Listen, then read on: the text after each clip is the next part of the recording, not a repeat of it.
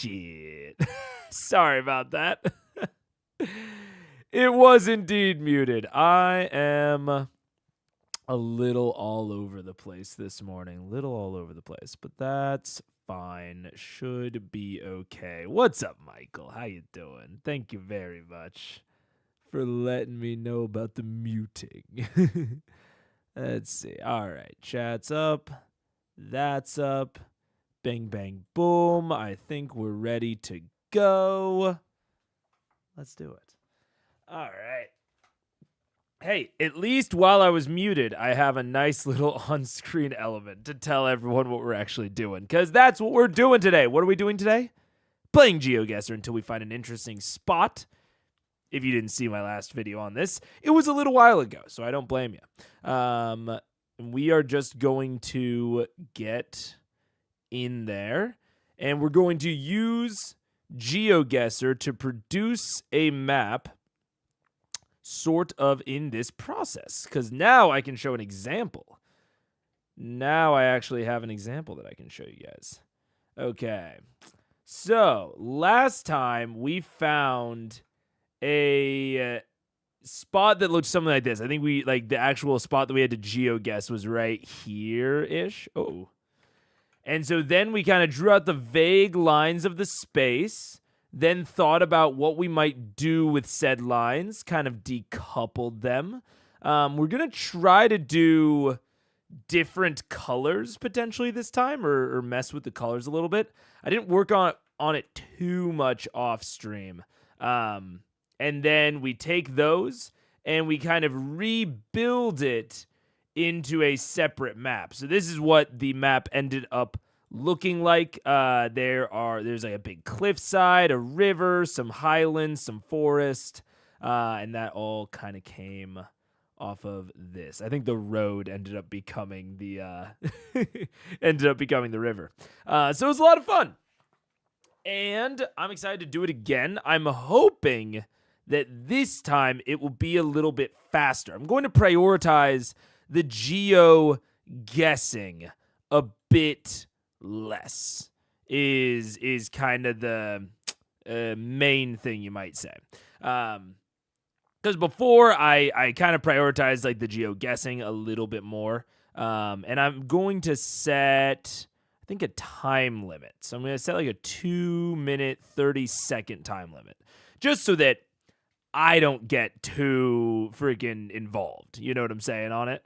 And then we can get into the actual map creation. And let's see. So, oh, right. I was about to say, where's Diverse World? But I heard, unless it came back, I don't think it did. Yeah, there's Geoguessr drama. The Diverse World creator took his map off, or their map off, because of Geoguessr's monetization. Which, I mean, fair enough. Okay, so we've got the round timer, and let's play.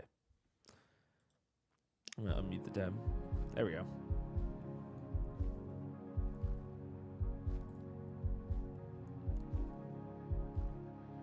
Okay, and is the ducker still working? It's not. There we go. Okay. Yeah, there we go. We got a new ducker. It works pretty flawlessly, I might say. Okay, this looks like it could be any town in Missouri. Literally anywhere in Missouri. I might have fucking been here, dude.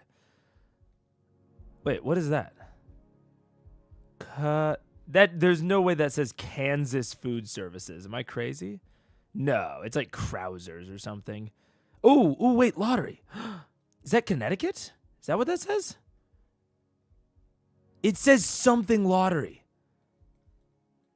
Oh, come on. CR lottery?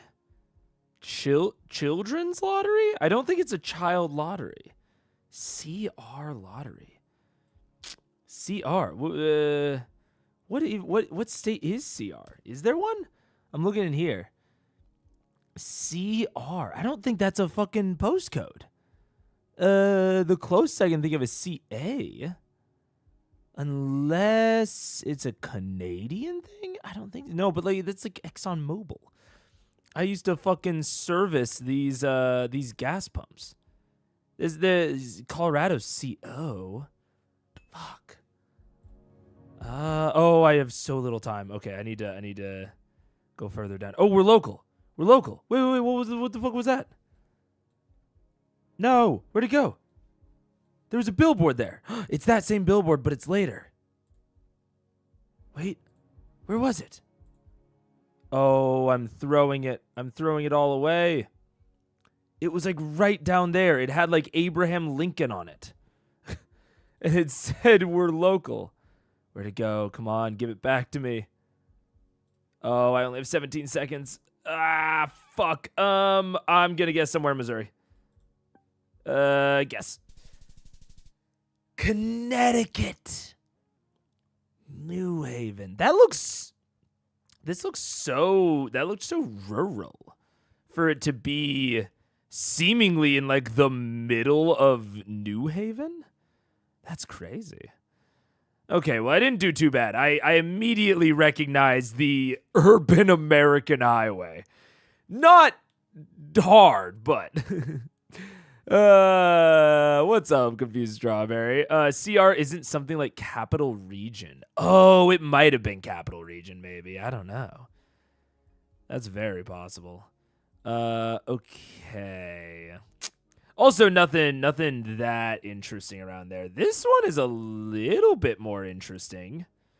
There's like all of these like really, although it almost might be too boring. Cause like it's just like all the very like individualized houses, just boom, boom, boom, boom, boom. And at first I was like, that could be like a cool street or something, like a cool like urban environment street, but I don't know that there's enough really there. Hello. What is this? PKB. Partai Kebistan Bangsa? Is that like Kazakhstan? Or Kyrgyzstan? In the middle there? Kebanistan. Fuck. Shit. I don't think... I mean, it's somewhere Indonesia, I think. Oh, Indonesia. PKB. Okay. Let's see. Where? Okay, I have a minute 13. I'm not used to the timer. If I ever play this on my own, I almost never have a timer. Ayo. Let's see. No.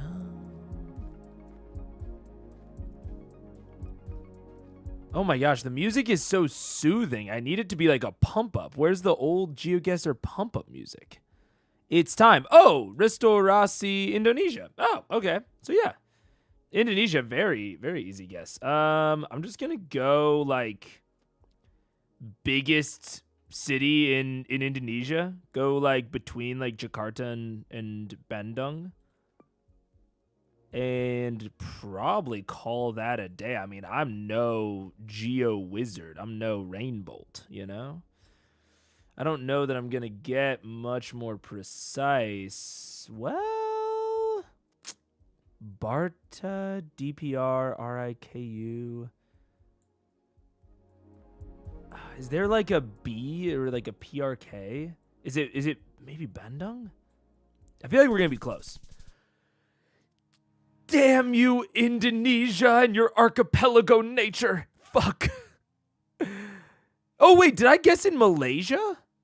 No, I guessed in Indonesia, right? It just happened to be on a different island. Shit. Tropical country with the Islam points to Indonesia? Fair enough, yeah. I was thinking capital region like DC, Washington capital. Oh! Do they call it that? I've been to Washington, D.C. a grand total of once, and not for very long. It was like during the middle of a snowstorm, and we got stranded there.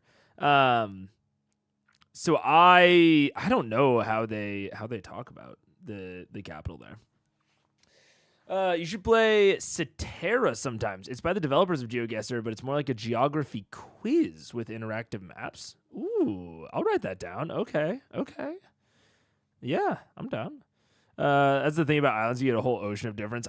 Right? It's fucked up. How dare they? Okay. Immediately, kind of weird map. I'm gonna write that down really quick on our document. I know that I'm taking too much time already. But we're gonna give that third. Okay. Postinsky Domzles. Okay, I'm getting Slavic. It's giving Slav, maybe Russian, maybe Polish, maybe Czech. The actual environment is giving much more Mediterranean though. So maybe is Croatian or Bulgarian? Maybe. I'm thinking like maybe Bosnia, Croatia, Slovenia, somewhere in here. Cuz like there was like olive trees. It's very tropical, very Mediterranean. And there is also that big ass body of water right over there. So it's at least on a lake, but I can't. Oh, hello. Vod, entrata, entrance, Presnia, pot 3, Presnia. It just looks too southern to be actual Russian. Mediterranean plus Slavic is Balkans. Yeah. I'm sorry, 120. Oh, Euro.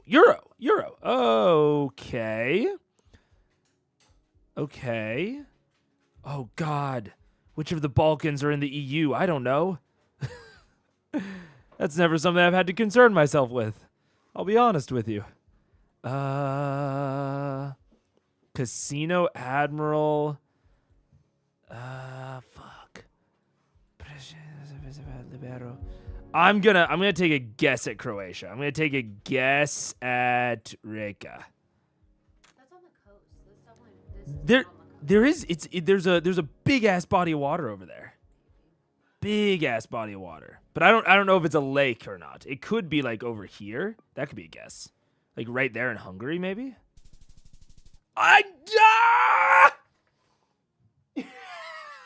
Dang it! I was so close. You died. Fuck. I knew it, and I was throwing you off. You knew it? Oh, damn it.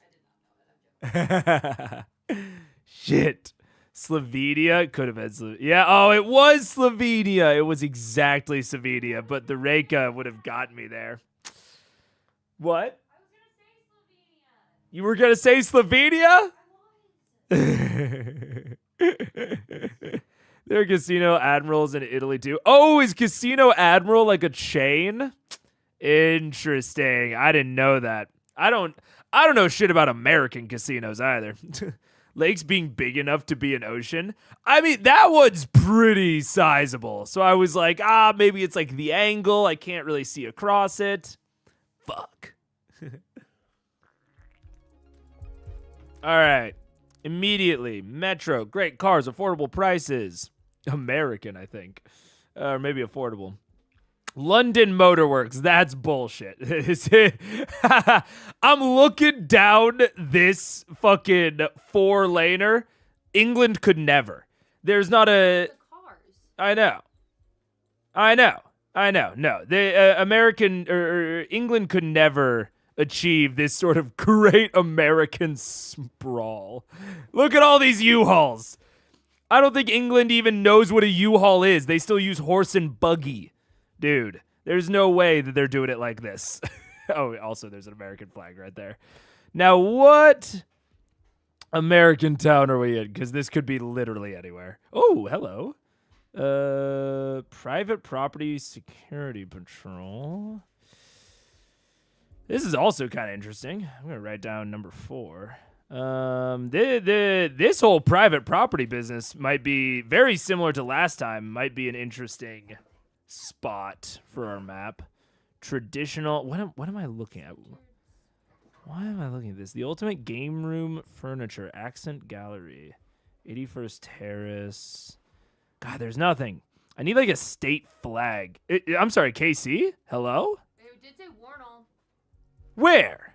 There was a sign that said 82nd and Warnell. Did it actually? Yes. Wait. I did see that. I can actually just get to 82nd and Wardle then. Let's see if there's a Taco Bell. Yeah. I mean, I've probably fucking been here. Let's see. There's 83rd. Warnell's close to state line. Where are we? That's Mission, Null, Metcalf. Wait, no, I'm past it. So it'd be like somewhere in here-ish. Which there's this Corinth Library over here, Herman Park, Paul Henson YMCA. This is definitely not Warnell, though. No, I'm just gonna go somewhere in there, cause it was 82nd Terrace, so it'd be somewhere on this latitude. By the way, I'm from Kansas City, so we're really awkward if I mean, this it's is- giving big KC vibes. I'm not gonna lie. That looks familiar. I know. Let's go. I Oh, literally saw good Warnell get. I saw Warnell at the very beginning, and I was like, that can't be, though. It right? can't be actual Wardle. That's crazy. I forgot Wardle's over state line. That's I was my. gonna say, I was like, it's in like Yeah, it's in Waldo. Waldo, Yeah, yeah. Oh shit. yeah, I was like, you're in too nice of an area. Oh man, that's great. What was this place? Sunnyside Park Ball Diamond. I've not been. I mean, I've definitely driven through this. Yeah, this is my home turf right here. The moment I saw I've KC. definitely driven past that. Yeah, I'm sure we have. Yeah, cause yeah, and there's like Swope Golf Course. Yeah. Look at that. Funny. Find a U-Haul parking lot and you're golden. Taco Bell and U-Haul it is North America, USA to be more exact. That's what I'm saying. That's what I'm saying. There's no way it's anywhere else with a Taco Bell and a U-Haul right next to each other. Yeah. Imagine if you end up in front of your grandma's house or something. My grandma and grandpa's old house was not too far away from here. I'm not going to be too specific, but I mean, within a 15-minute drive of there, yeah. That's crazy. There's a Trader Joe's there? Why is that the thing that stood out? All right. Let's do it. Okay. I'm seeing either kanji or Mandarin. I do not know, because Mandarin has like the big symbols, right? That's not just kanji, and I don't know how to tell them apart. But I mean, in general, we're getting North Asian or Mid Asian, Central. My gut instinct, because I don't know the difference between the languages, I don't know. For some reason, that just reads kanji to me, but I don't know Mandarin well enough. Yeah.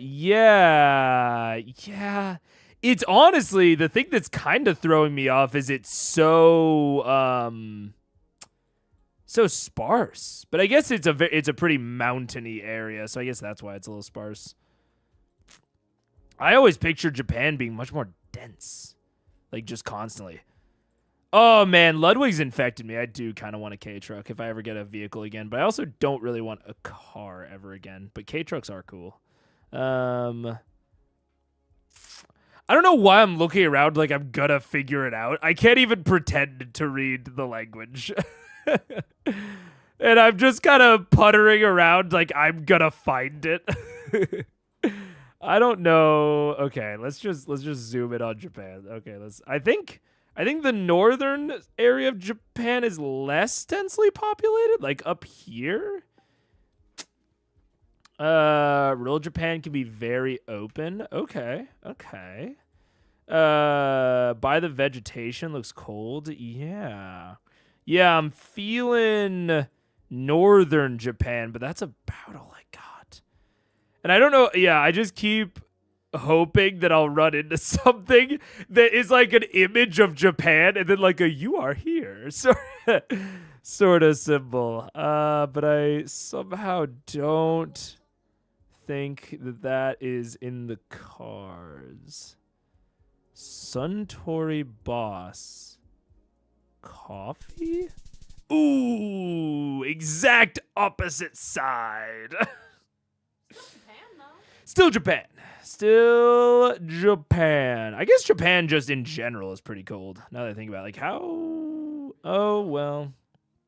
Well, I guess it's not that man. You know, I think the reason that I think about Japan as being or I looked at this and I was like, oh, Japan is cold, is because I think of the Koreas as being cold. No. But it's like very in line. Huh. I just realized I don't know that much about like Asian climate. Yeah, interesting. How's our very European style? It's weird. Yeah. Okay. I mean, honestly, we got the right country every time. We didn't do too terrible on the countries. This was actually our worst guess, just overall, was this fucking New Haven bullshit. Dude, I wish. Can I see the picture? Of number one? Yeah. Dude, you tell me this doesn't look like Missouri. Yeah, this doesn't look like Gilmore Girls. It does not look like Gilmore Girls. That's where Gilmore Girls is set, is New Haven. Yeah. Yeah, it doesn't look like. No, it looks like Missouri. That's disappointing. Yeah. Huh. Okay. Oh, wait, no. Oh, wait, okay. So the ones that I was interested in were 3 and 4. So we'll go with those. Japan had that era of Portuguese influence in the navigations period. Oh, interesting. Ocean warms you up. Ocean does warm you up, to be fair. Ocean does warm you up. Or I guess just generally levels out the climate. Oh my god. I didn't even see this shit. This like Heart KC is like a whole thing. It's like the closest we have to an actual real flag. Even though we do have a real flag, this is more of a KC flag. And it was right there on a bait called London Motorworks. So yeah, if you go down the block, like you went down the block a little bit. And there was Warnell. Oh my god, it literally says Warnell Road on the Geoguessr thing. Jesus. Okay. All right, let's go out. Oh, whoops. Okay. So this is where we were in Portos. Can I go back somehow? No, I cannot. Okay, so if I want to be in it, I have to keep Geoguessr up. Okay. Portuguese came with guns and Jesus. Fun times. Isn't that how everyone spreads Jesus' love with guns? Okay, let's see. Okay.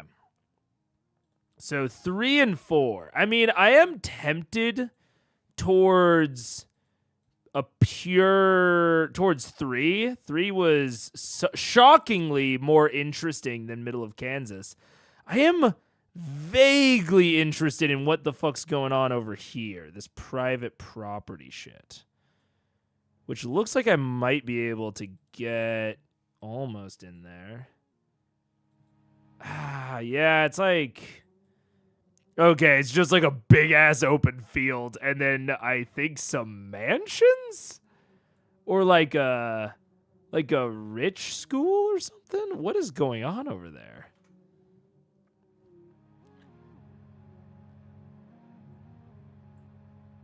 Oh, it's a senior living community. Aha. The most dystopian. Wait, can I go inside? Wait, what the fuck? You guys want to tour a retirement home really quick? What the hell? This place looks like a fucking mansion in Pirates of the Caribbean. What am I looking at here? I guess I should know, right?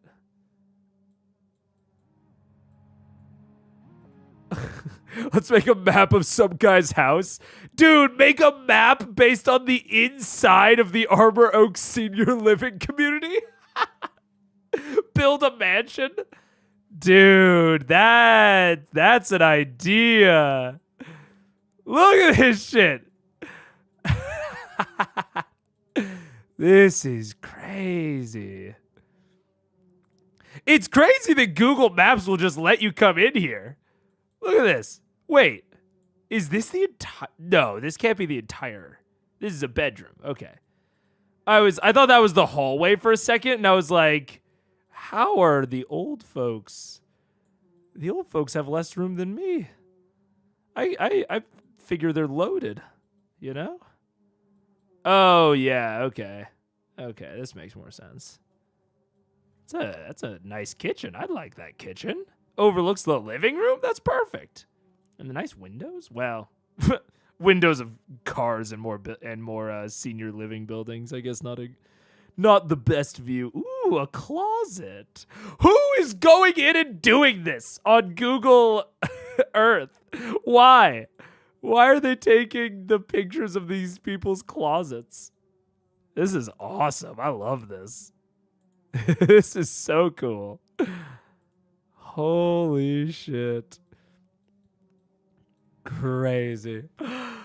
Brazil has a lot of stuff like that. A bunch of English names for stores. You can get super confused if you don't know the Brazilian vibe and only look for the on the sale signs in Caroline's store. Yeah, I can imagine. I can definitely see that happening. Yeah. A bunch of Google Maps have interior views. Is like selling the house online or stuff like that. Interesting. Now, while I am tempted to try and map out the interior of Armor Oaks senior living community, I think that Presniapat is probably going to be a little bit easier to be interesting. You know what I'm saying? I think it'll be a little bit less like playing on hard mode. Now we just got to get to the terrain. Perfect. All right, and exactly where were we? I want to make sure that I get the right spot. Let's see. So there's like this like little green little outcropping. So I was like right here and then up. Oh no. Wait, if I expand, can I switch the layers on this? No, I can't. Okay, so it's where it starts to dip down, goes diagonal, and then goes up, and it's the first right. So dips down, goes diagonal, goes up, right in there. So this, yep, right there, okay.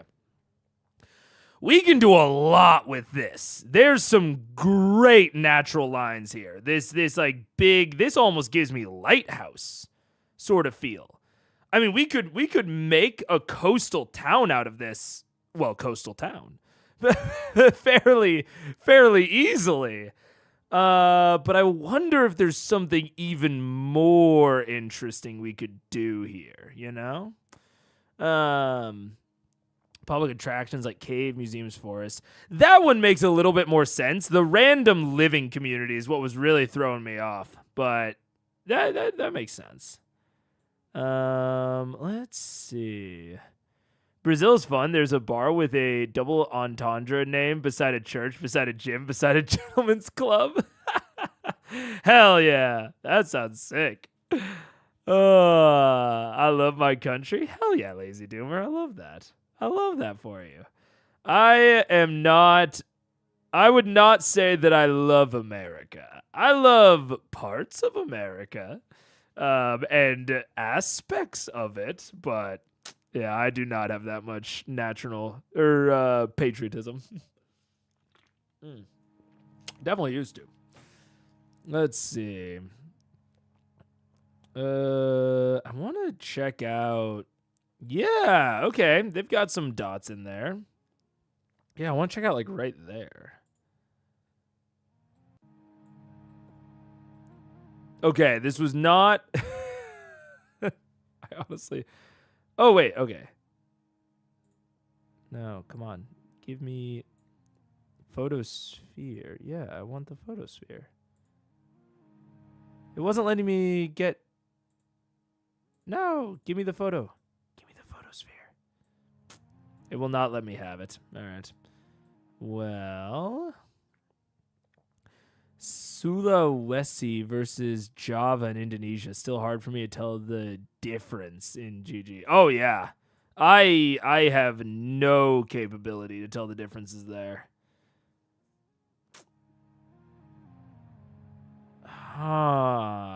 Yeah, I mean, there. Like I said, there feels like something very obvious to me here. Of it's a coastal town. It looks like a coastal town. Great for a coastal town, and maybe that's a good thing to do. You know, because the last one I like really reinvented it. I really changed up what was going on. Maybe I'll show a little bit more of an of like an obvious 1-to-1, which is what I would say this is. It's like, oh man, it's crazy that this coastal town looks like a coastal town. Who could have ever guessed? But that's good. I mean, that's how it goes a lot of the time. You know, it doesn't.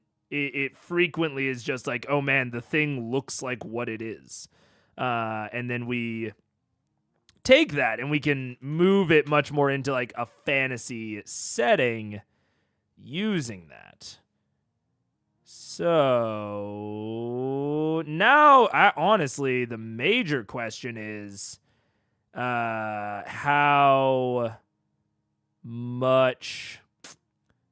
far to zoom. I think this is good. Loving towns and cities can be fun. Oh yeah, absolutely.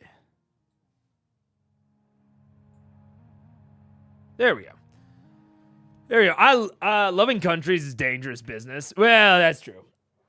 And especially, I mean, a country as big as the U.S., I mean, there's just so much going on here. I love Chicago. I've been loving Chicago since I started living here. But I also haven't lived here long enough to feel like I can really, like, claim that I know what's up, you know?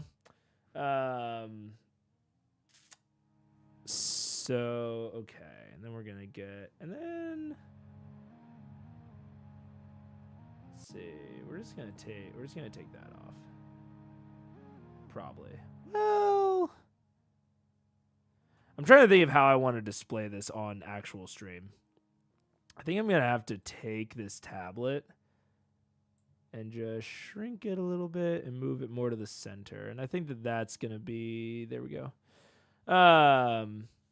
Port versus fishing village. Very true. Yeah, we will definitely be like changing the vibe a bit, I think. Where, yeah, it was much more of like, you know, this major bustling port, what have you. And I think we'll be turning it much more into cozy, quiet, sort of village type atmosphere, yeah.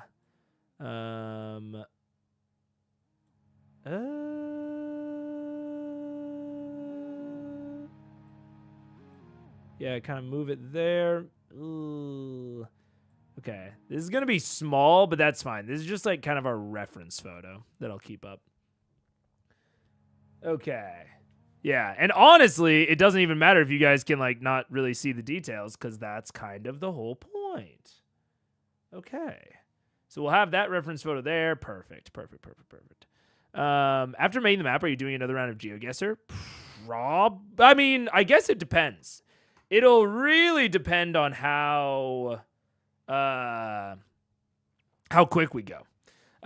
Because last time it took me a whole other stream just to finish the map.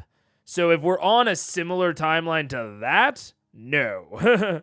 But if we do the map quick enough, which, you know, we'll see if we do, then I'd be down. I'd be very down. Because, yeah, I basically just want to get, like, I want to definitely get at least one map done. Okay, and we're just going to blow that up a little bit, bit to bit. What country is this city from on Earth? Spain, Italy? Yeah, Slovenia. Yeah, Slovenia.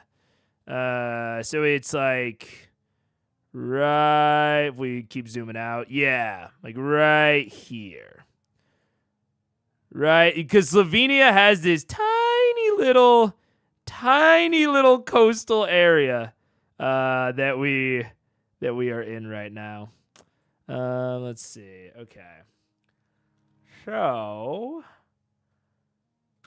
yeah. All right. First things first. I think the major things that immediately stand out to me is this place. So we're going to just grab a little circle around that. This place down here, kind of right off the road, you know what I'm saying? So it's like there, road's there.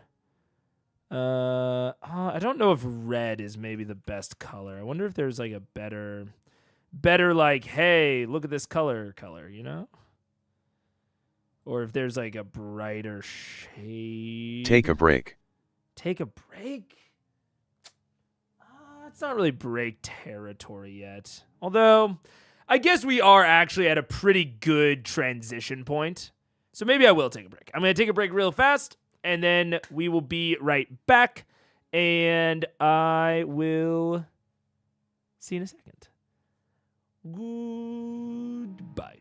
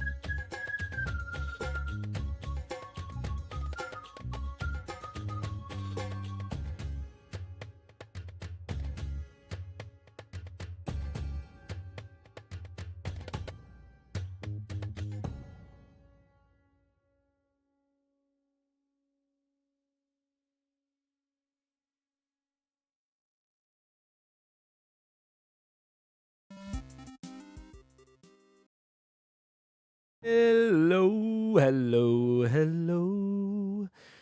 A couple of free programs that can help you out with the details or flesh out the areas you're not very good at drawings or using photo editor programs. Here's the thing, right? Because I agree. And I agree, and that's a very good, broad piece of advice for folks.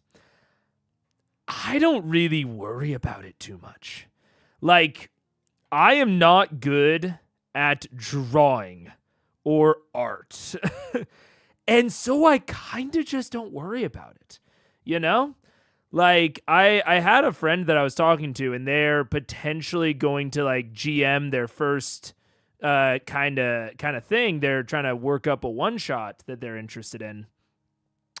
And we were talking about it, and they were talking about a program that they used, and they really liked the free or the premium version of it, but then the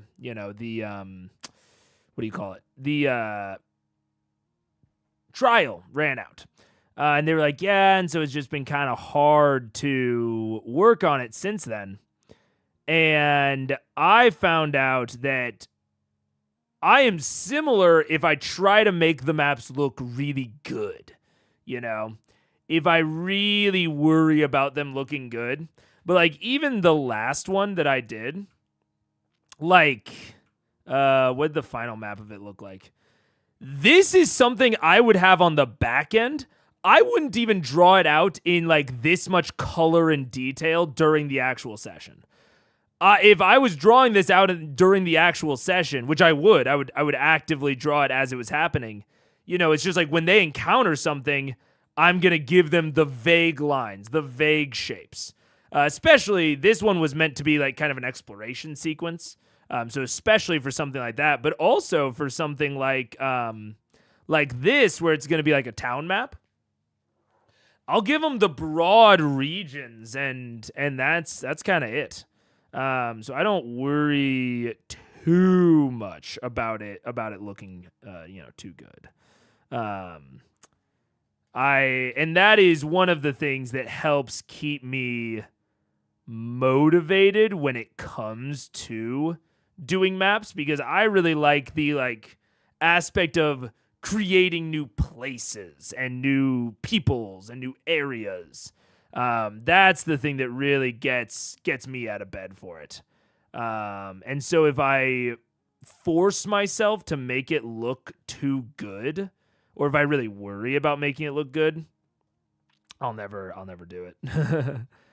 I'm seeing a little bit of something over there. Yeah. Even if you don't want to be visually detailed and appealing, there are programs that'll help you work faster, at least. Do you mean like broadly, or like for my workflow personally? Because yes. Yes to both. The program that I am working in now is just the generally easiest way for me, because I'm working in Obsidian with the Exaladraw plugin. If I was actually doing this in my free time, I would probably not work in Obsidian, and I would definitely not work in Obsidian in vertical aspect ratio. But this is like just part of this stream setup, and it's just the easiest to display on stream. Because I've tried a lot of drawing plugins over the time that I've been streaming, and I have generally not liked most of them. For stream specifically. I never used Exaladraw before stream, but it is good for what I do on here. Okay, then this is kind of a whole little area. And then that's there. And then that's there. Yup. And then there's kind of this. And right now, because we're going to do a town, it'll work a little bit differently than it did in the last one. I'm cutting these up into like zones of interest.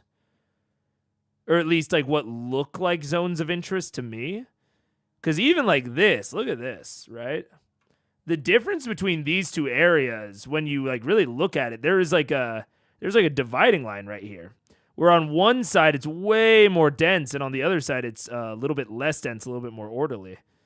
So I think there's even another line right here. Yeah, like that. Kind of these, it's a very like vertically sliced area. And even now that I'm looking at it, these two things aren't really even different regions right here. These are, I need to lock the picture so that I don't accidentally erase it. Let's see.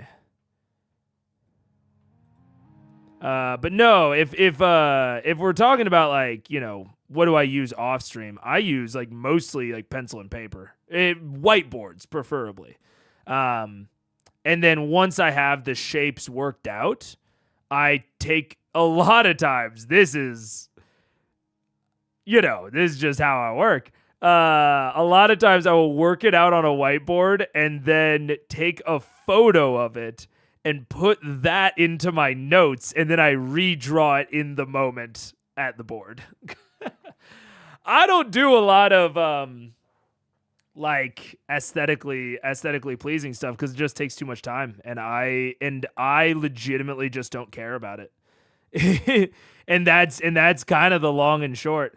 Not saying that you shouldn't. That's not what I want to get at all. You should care about whatever you care about. But yeah, I realized that I just do not care about making it look good. And so trying was really getting in my way. Let's see. Yeah, this looks much more like one region. And honestly, I almost like this vertical slice theme that we have going on. This like kind of almost like spoke. It kind of implies a spoke up here. Maybe like the top of a hill. So we have kind of these vertical slices coming down off of that. And that could be, you know, an Oracle of Delphi type place. You know, locals trek up the hill to make contact. And then we have these two long coastal areas right here. So actually, now I've basically got it. Let's take all these lines and separate them so that they're easier to look at. So group that together and move that off. Yeah. So we've kind of got these broad vertical slices coming down. Yeah, like I said, probably like kind of the implication is off the top of a mountain or a hill. And then we've got these two coastal regions. And then we'll have another line right there. That's the actual like ocean down here. So this is off limits. So we have these two kind of areas. And then this is a little bit more developed, and this is a little bit more residential over here. So we've got, you know, still within the broad vertical slices that you can see, but with some special points of interest cut out of them to a degree. So this will probably be like a, you know, I originally said something like we're just going to make this white. We're going to make that white. If I can ever get it to disappear. It's like a lighthouse, probably, maybe like a market, maybe the mayor's mansion, double M. You know how it be. Yeah, and maybe that could even kind of fucking be it. We might make this a little bit smaller, a little bit more of like a Lovecraftian type feel, you know, mystery, Ghost of Saltmarsh, almost small town-esque, built around this lighthouse and maybe the weird things that happen at the top of the hill. Yeah, valid. It's a thing that even professional artists do, make a lot of sketches or thumbnails with pencil and paper before redoing it on their preferred medium. Yeah, absolutely. And that's, I've never, and my preferred, to extend that analogy, because I think it's a, you know, it is very analogous.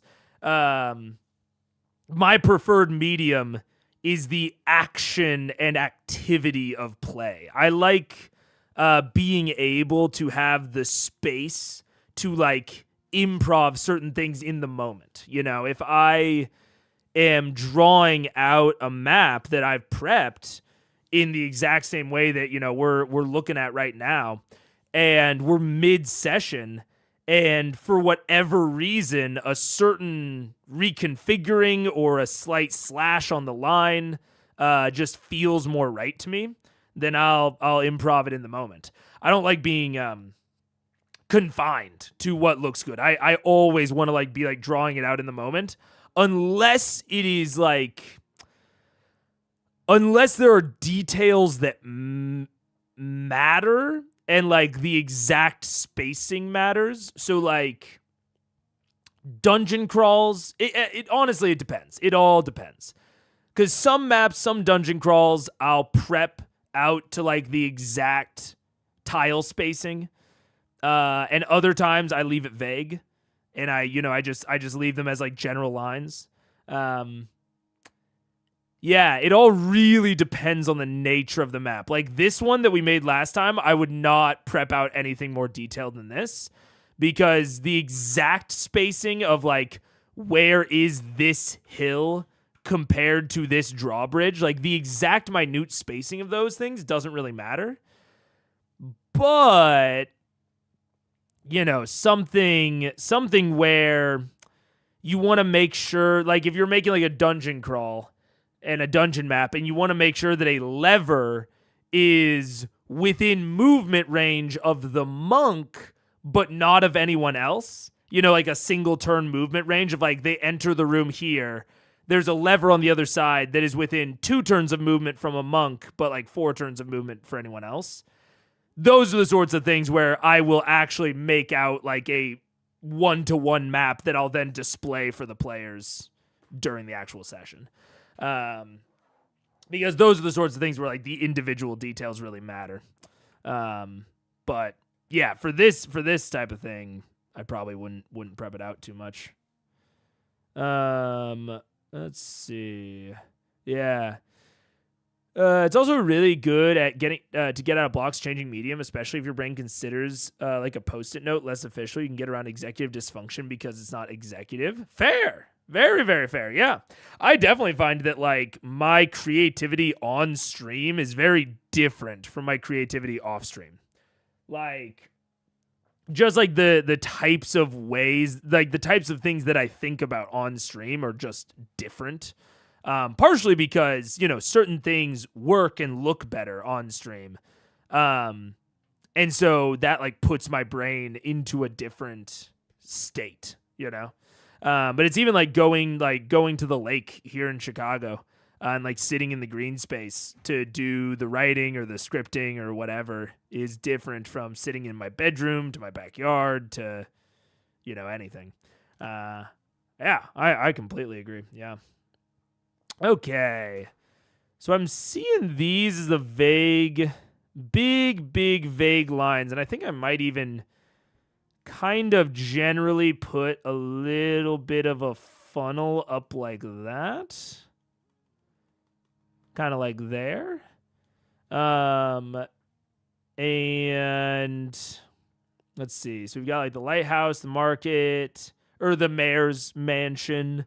We're gonna call this like the kind of Richie district. Richie.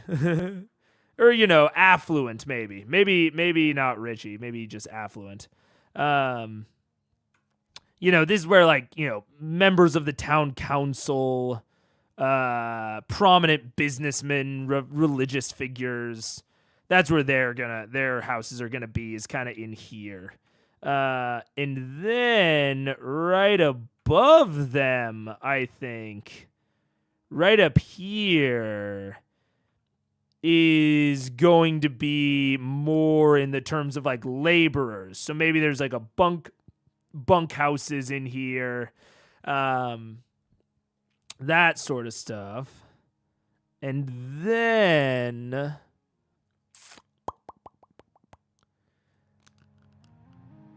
we're going to have more, not transitionary. What's the term? not like drifter, but more transient. More like transient. So like this is probably where the main inn is going to be, where maybe people are setting up temporary residences, anything like that. And then we have these sections over here. I kind of like there being a very, like I said, almost a Lovecraftian religious undertone to this. I like this being like cult cult of what are we gonna call it? Megathos. Megathos. Not technically a heresy yet, but definitely separated from the more traditional religion of Megaphonianism, you know? So we've got this very specific cult that maybe worships a sub-deity of the main religious leaning of the town. And they generally congregate over here. The landmark over here is probably going to be a temple of sorts. Or maybe even more digging into like early Christianity roots, more house churches sort of deal. I could see something there. And then, I mean, this entire area feels very industrial, you know? It's next to the market. We've also got, you know, the affluent people that could maybe even have very Ghosts of Saltmarsh-esque, where, you know, the affluent people are like right on the water in Saltmarsh. Very much what I'm thinking there. And then we're maybe going to have... Oh, and I also like this. Ooh, there could even be... Oh.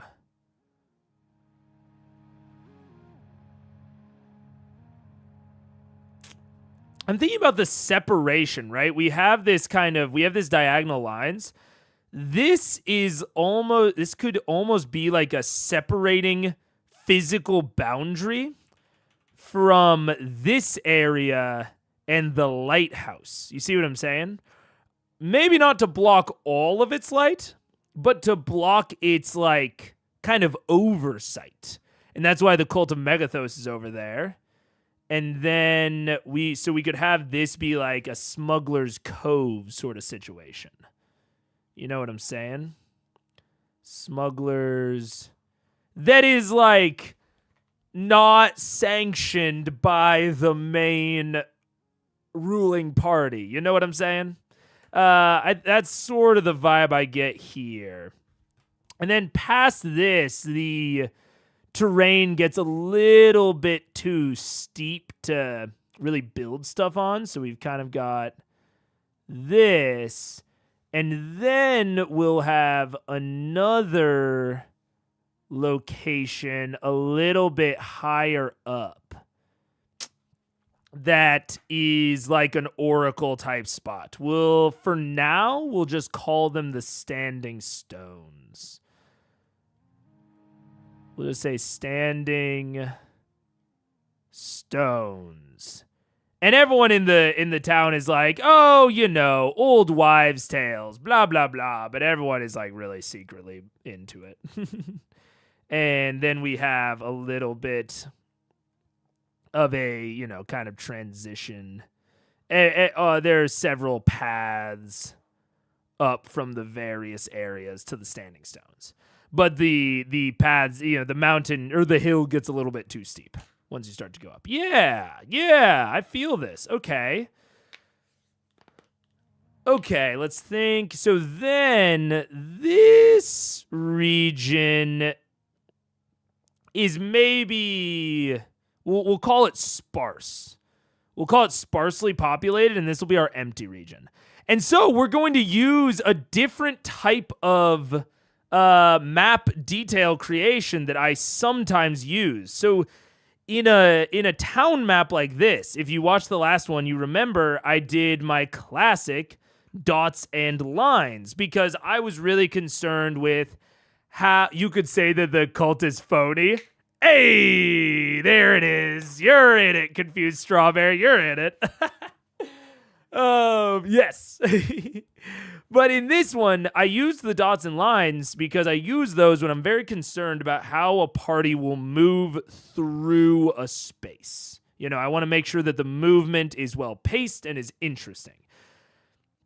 For a town map where things are much more sort of open, I guess, for lack of a better word, you know, they're much more on the in the vein of like freedom of movement is very much allowed unless there's something very specific blocking your way. And so we care less about the movement between places and just that the places that they are moving to feel distinct.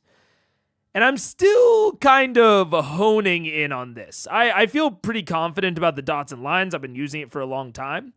But this is a little bit more of like a newer sort of heuristic for me that I'm still kind of refining. But right now, I like breaking areas into these regions and then having themes and landmarks within said regions. And generally, I try to go with 6 regions, which right now there's more like 1, kind of 2, 3, 4, 5, 6. Okay, we can make this work. Yeah. So, let me actually cut those so that I can see them. Let's see. So, and I like 6 regions because it also works well on if you're trying to like generate a rumor or an event or something that happened, you can roll on a d6. Which makes it very easy to manage in that way. So we'll have like region number 1. We kind of have region number 2 over here. We have region 3. Oh, wait. Before I do all this, before I do the region maps, bring it all in. Okay, so now that we have this, I'm going to group these guys and copy them out. Because I think this is, you know, this was more of like a brainstorming type of situation right here. So now we're going to copy that, move it down. And now we'll do the green lines. So, and these green lines are not necessarily how would you say it? They're not necessarily like God, I can't think quite of how to say it. These like green region lines are not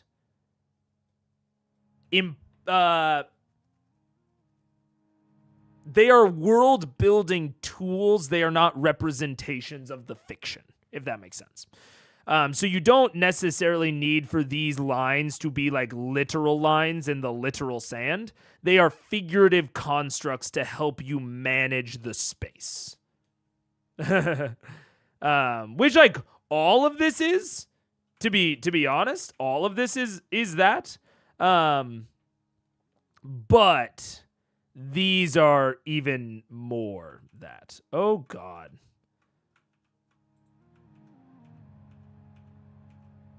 How did I turn them all blue and why can't I turn them all or green? Why can't I turn them back? What? Oh, there we go. Okay. I have no idea why it all turned green. I mean, I kind of understand, but not even really. Okay. So, we've got 1 up here. We've got 2 over here. We've got... Okay, it might seem weird, but I'm going to mark this as 6.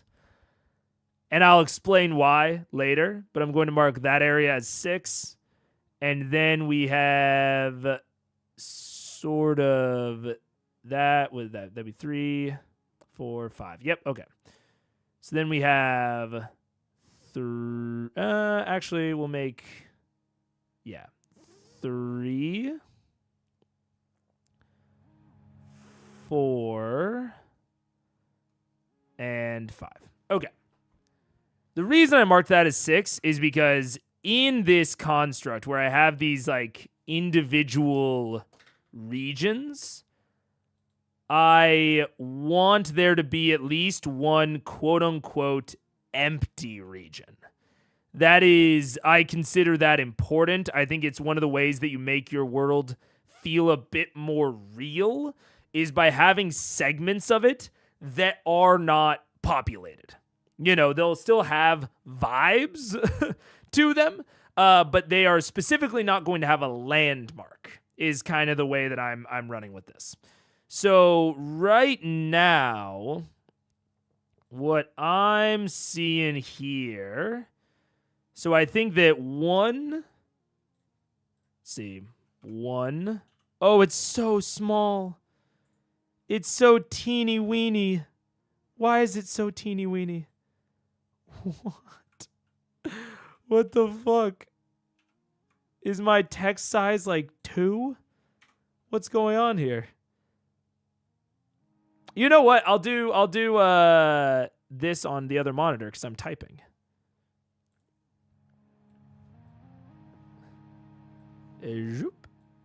There we go. And then we'll do a new note, and we'll drag that onto there. Okay, we need to come up with a name for this joint, for this place that we've created. We're gonna call this Mega's Landing. All right, I think it's perfect. I see no issues with the name. And we're going to have this, and we describe the entire vibe of the town, and then we will describe its sub-regions. And I have this all described in my Mega Mechanics. It's a region-based map. And you'll see this article is very much still a work in progress. That I've been trying to kind of test off and on. But yeah, so that was the from scratch test run. So yeah, the idea is that for Mega's Landing itself, it will have a tone, it will have a landmark, and then it has subregions. And its subregions are number 1, 2, etc., all the way down to 6, 5, 6. And this is mostly to get you started. Admiralia. Ooh, I like Admiralia. Yeah, based on the casino. That's perfect. Admiralia. Okay, so the general tone of Admiralia is going to be one of... Because I think that the easy way to go with it is very creepy, I keep using the term Lovecraftian, but I think I want a slight subversion on that. I think I'm going to go more for a Cult of the Lamb because I've been playing it lately, type tone, where people are very upfront and happy about their maybe more Lovecraftian practices. But the true, they think about it in, the much more chill sense. But there is a constant back and forth, a constant struggle of faith with the leaders trying to maintain a following in the face of the horrific things that they do. So it's going to be an almost like Eyes Wide Shut. I have never seen that movie. The vibe of the title just feels good for this. Just feels right. Okay. So I think we're gonna do cult of the Lamb type feel. Everyone is very open with their beliefs and practices, but there is a constant struggle of faith. Leaders are constantly attempting to appease their gods and grow their personal power while having to work hard to maintain the loyalty and belief of their sect. There are two major sects in town. Actually, I'm going to say there is a major sect, the Megathonians. No, not Megathonians. The phonies, we'll say. the phonies. And a minor sect, the Megathonians. Okay. There are also several negligible sects that may only have one or two adherents, and the more prominent sects are constantly vying for these free agents. Okay. And we want to keep the description relatively short. We want to keep these tones and these landmarks relatively short. Like 2 paragraphs, ideally. I think that's what I have here. Zoom, each region should make a development, run source code test run. Every Zoom level for analysis, total baseline. Tone description lengths. Yeah, there we go. Tone descriptions of 2 to 4 sentences, alternate possible tones. I'm not necessarily saying that you need to follow these rules. I'm more reminding myself what I thought would be good rules and seeing if I still think that they're good rules. Because this is something that I am actively kind of cooking, actively baking. So right now, I've got 1, 2, 3, 4 sentences. I think I'm going to add also some sensory type sentences. Especially for an entire town, I think it's acceptable to have a little bit extra. The town almost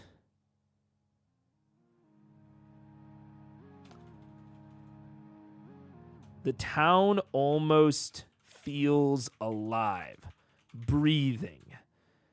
And you can no, oh man, I have something.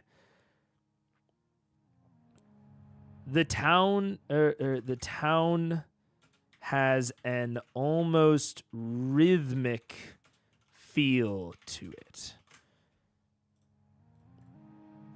It breathes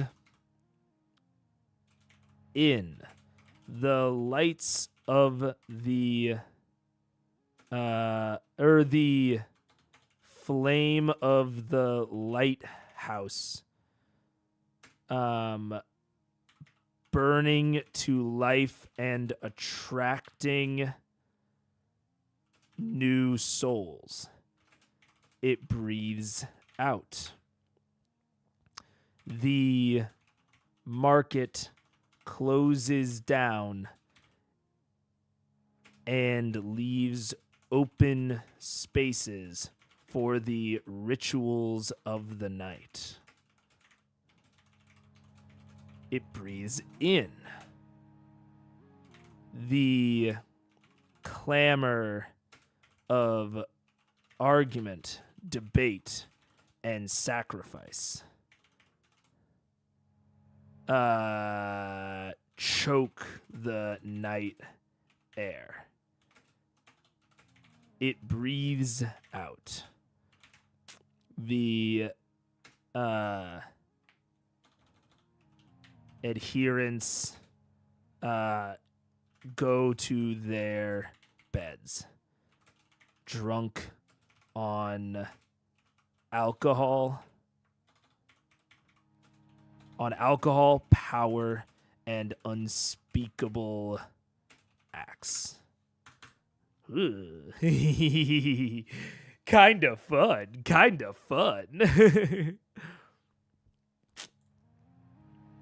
All right. Yeah, I wanted to shift back and forth. I wanted to, because Cult of the Lamb has that very almost biphasic tone. This very back and forth of these happy, cheery animals and these eldritch tentacle horrors. And I like capturing that same thing. And then the major landmark is going to be the lighthouse.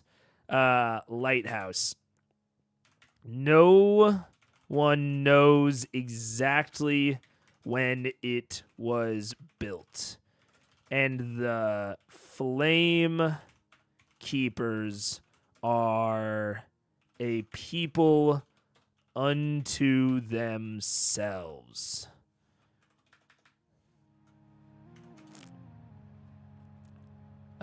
Admittance into it is the only structure to stand higher than the standing stones, and yet remains subservient to them, bringing new flesh to them,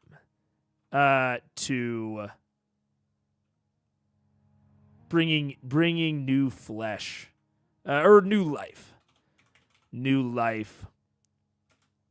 for the stones to affect. I still can't get over the casino thing. I've walked in front of those hundreds of times. To be fair, I'm pretty sure that every town, village, and bus stop in Italy has one of those. Lol. It's so interesting. Gambling is a thing in America. Don't get me wrong. But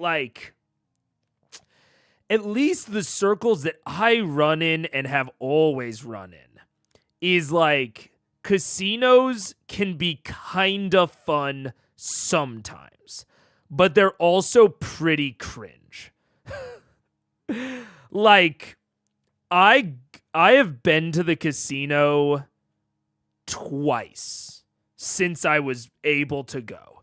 and like gambled in a casino twice. Now, I've been to tons of poker nights. I gamble all the time at party. Well, I shouldn't say all the time. Honestly, not that often compared to a lot of people I know, but like, money matches and video games. There's a dice game called Left, Right, Center that I like. So it's like gambling isn't cringe. I mean, maybe it should be. I don't know. I don't really love it. But like going to the casino, again, I made just like my generation and where I grew up, like it was weird if you like went to the casino more than like once a year. If you went like more than once or twice a year, it's like, ooh, you got a problem, buddy? So it's tough for me to like get caught on it because it's just not like if I was to put a casino in one of my games, just full revealing my bias here. If I was to put a casino in one of my games, most likely I would find it hard to not make it like an objectively evil force in the area. I would find it hard to make it a neutral or like nuanced thing. But I think that's I do think that is like somewhat specific to like where and how I grew up. And just like the company that I keep. Yeah. Could be cool if the cult also had a lot of sects in nearby kingdom of Palencia. Yeah. I could be down. Yeah.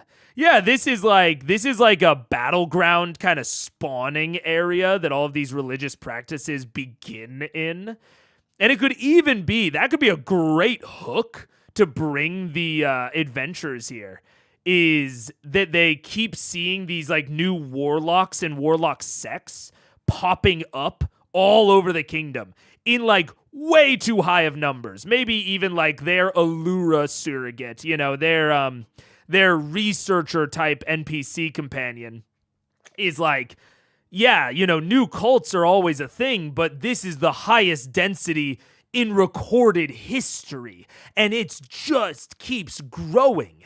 And they have these wildly different beliefs and practices and all this, and they go through kind of an investigation sequence to trace it all back to Admiralia. That's a fun hook. That's a fun little hook, yeah. I've never actually been inside one, but Italy has a big gambling addiction problem. It's like a worldwide problem, from my understanding. I know Australia's the same way. I'm pretty sure Korea and China. A lot of places in Europe, yeah. It's strange. And I know that it is a problem in the US. I don't know really the degree to which it's a problem, but it's just something that is so just like separate from anything that I've ever been a part of. Yeah. Let's see. Lighthouse. No one knows the people unto themselves. Is the only structure that stands high and yet remains subservient, bringing new life for the stones to effect. The Flame Keepers. The Flame Keepers are a strange people. Their forms shifting every time you look away. And the lighthouse is similar.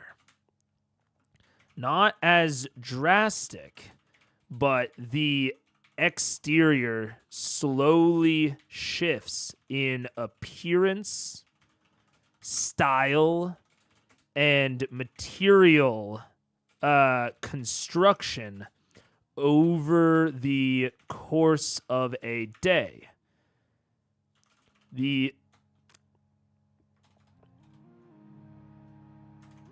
If the players ever venture inside, they will find the interior to be... Isn't non-Euclidean like actually like a bullshit phrase, right? Non-Euclidean means like non-2D, right? Which is like, I think 3D space is also non-Euclidean. Non-Euclidean, oh no, that's AI. Non-Euclidean geometry, literally any geometry that is not the same as Euclidean geometry. Although the term is frequently used to refer only to hyperbolic geometry. That's what I thought. Because I was like, non-Euclidean is like, it's only rules for flat planes. So it's like any three-dimensional space is non-Euclidean, but it's hyperbolic geometry that most people are thinking. What is hyperbolic geometry? That's like four-dimensional, right? Is a non-Euclidean geometry. The parallel postulate of Euclidean is replaced with lines through a given point. Two parallel lines are taken to converge in one direction and diverge in another. Oh, interesting.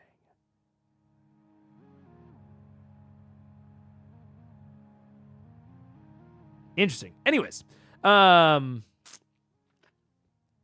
so I'm gonna we'll say hyperbolic. Wait, where'd it go?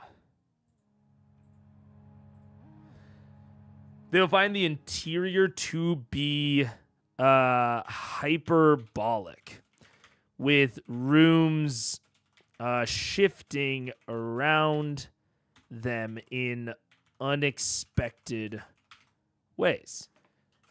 There are rules. Oh, wait, actually. If a player or if a PC through time and or effort, a PC could divine a pattern within these shifts, although it is incredibly difficult to perceive, nearly impossible. Nearly impossible.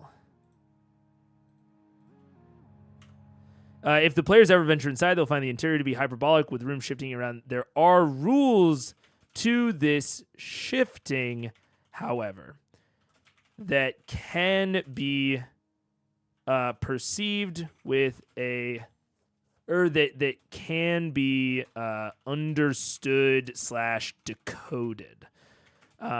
This process is easier to understand if the PCs have already picked up on the patterns of the exterior. Yeah, that's kind of fun. That could be like a fun little dungeon. I like that. Okay, so that's the landmark. Now, subregions. Number 1, we have the standing stones. Number 1, standing stones. And for the standing stones, we have tone and we have landmark. We're going to have the same thing.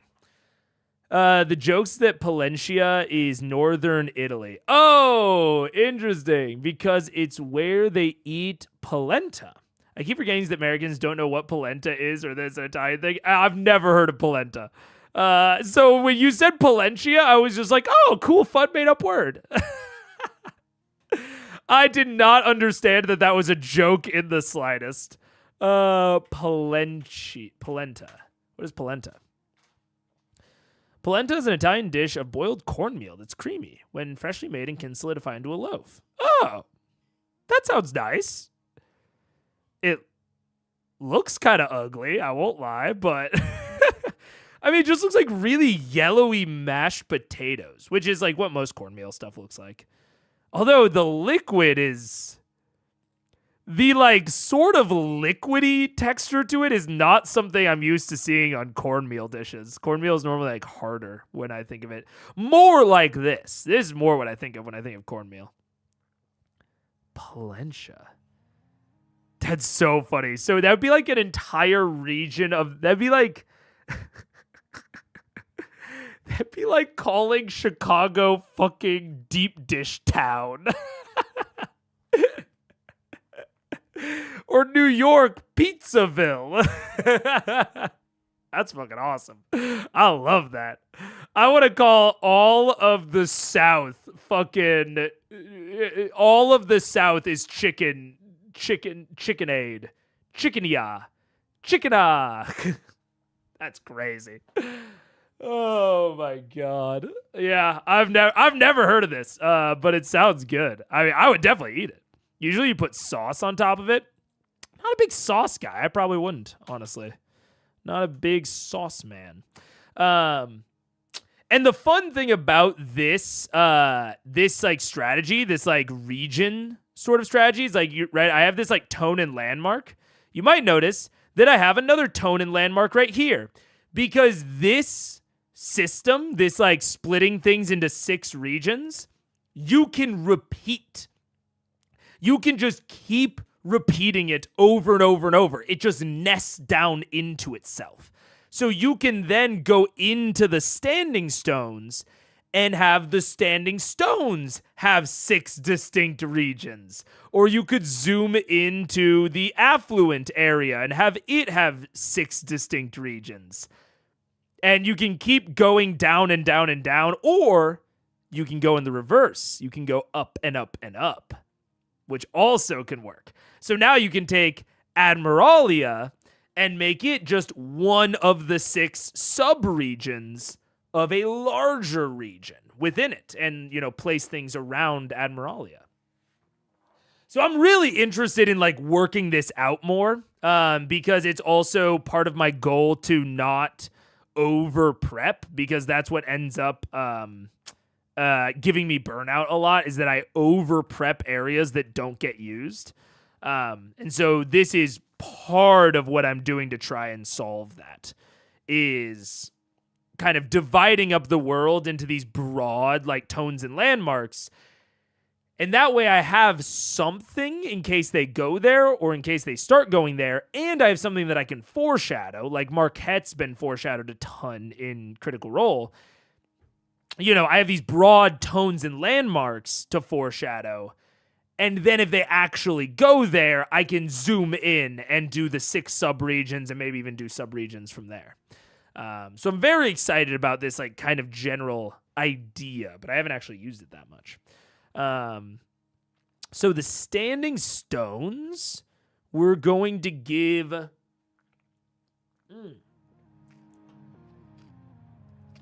during the day, these stones appear as just simple rocks.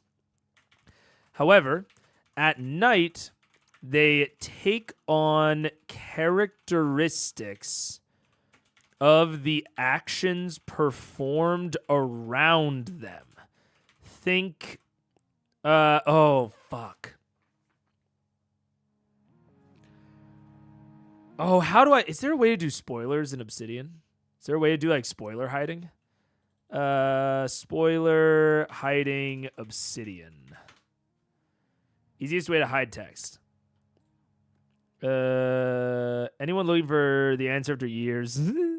Use a dash after the type d.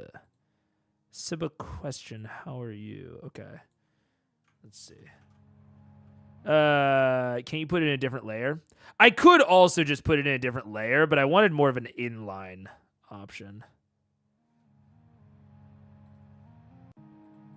This did not work. What? Type? What?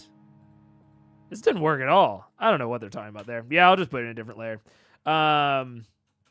Spoilers for Outer Wilds.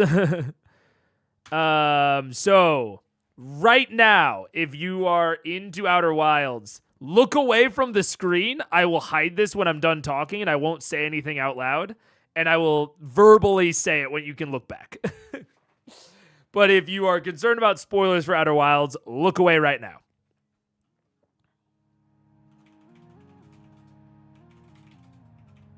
All right, I'm typing.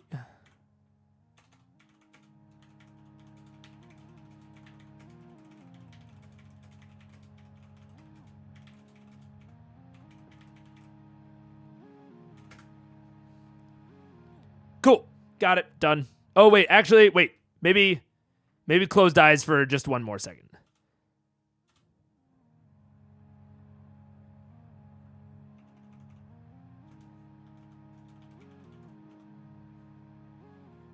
Okay. Done again.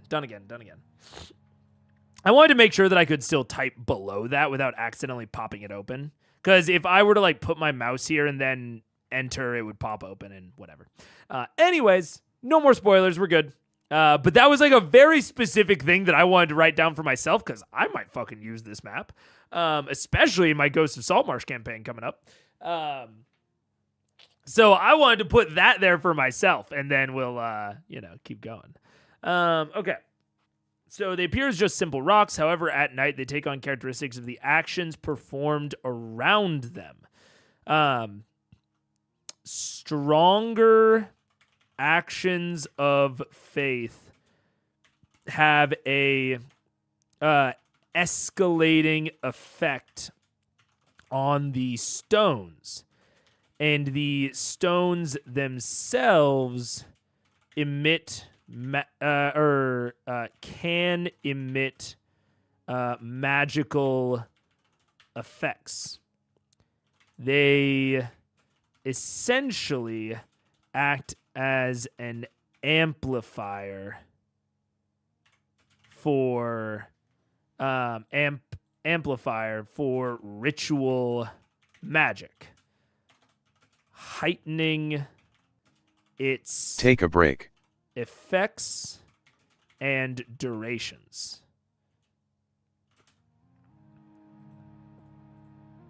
I think that's kind of fun. You could make it to where, some ritual spells don't take as long to cast, have increased duration once they are cast, have an increased effectiveness, and you could really display that with a lot of the rituals of the various cults. I think that could be super fun. And then we have to have a landmark within the standing stones themselves. But I'm going to take a quick break, and we will get back to it when I get back. See you in a second.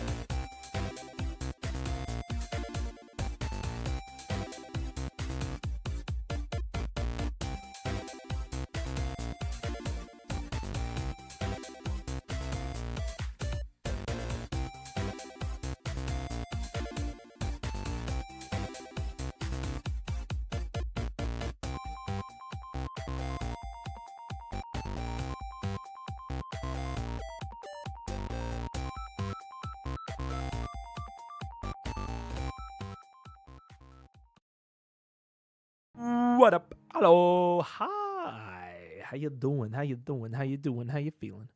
All right. Landmark. The landmark is going to be for the standing stones, large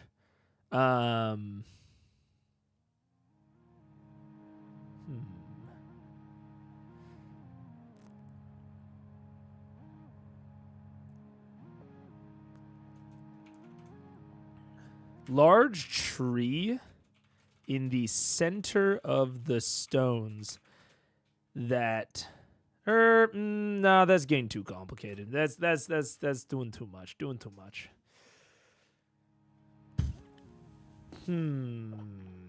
Actually, no, that's not doing too much. Large tree in the center of the stones that mimics their tones and vibes on a schedule, on a very specific schedule, which the cults track precisely. The tree will become a stump, allowing ritual will become a stump, providing an altar for the focal point of rituals. Some rituals are only effective when performed on the altar. This schedule is nearly impossible for the PCs to divine, but is generally forecast several weeks out and could be stolen from one of the cults. Nice. Okay. 2.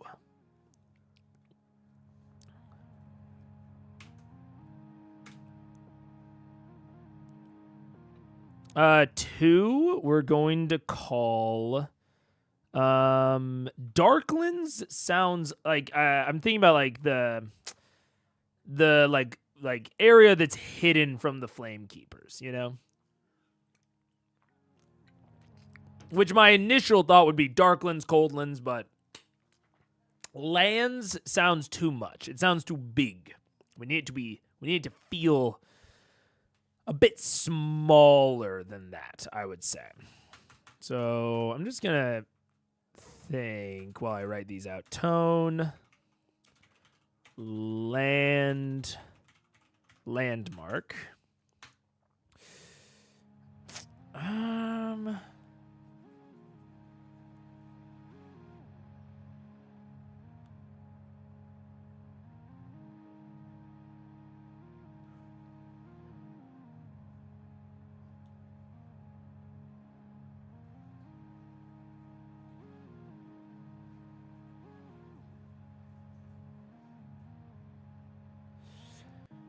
I keep thinking of area names that sound too much, too done and fun. You know what I'm saying? I don't know this town specifically, but I know that part of Slovenia, close to the Italian border, has a lot of caves. I do like the idea of that.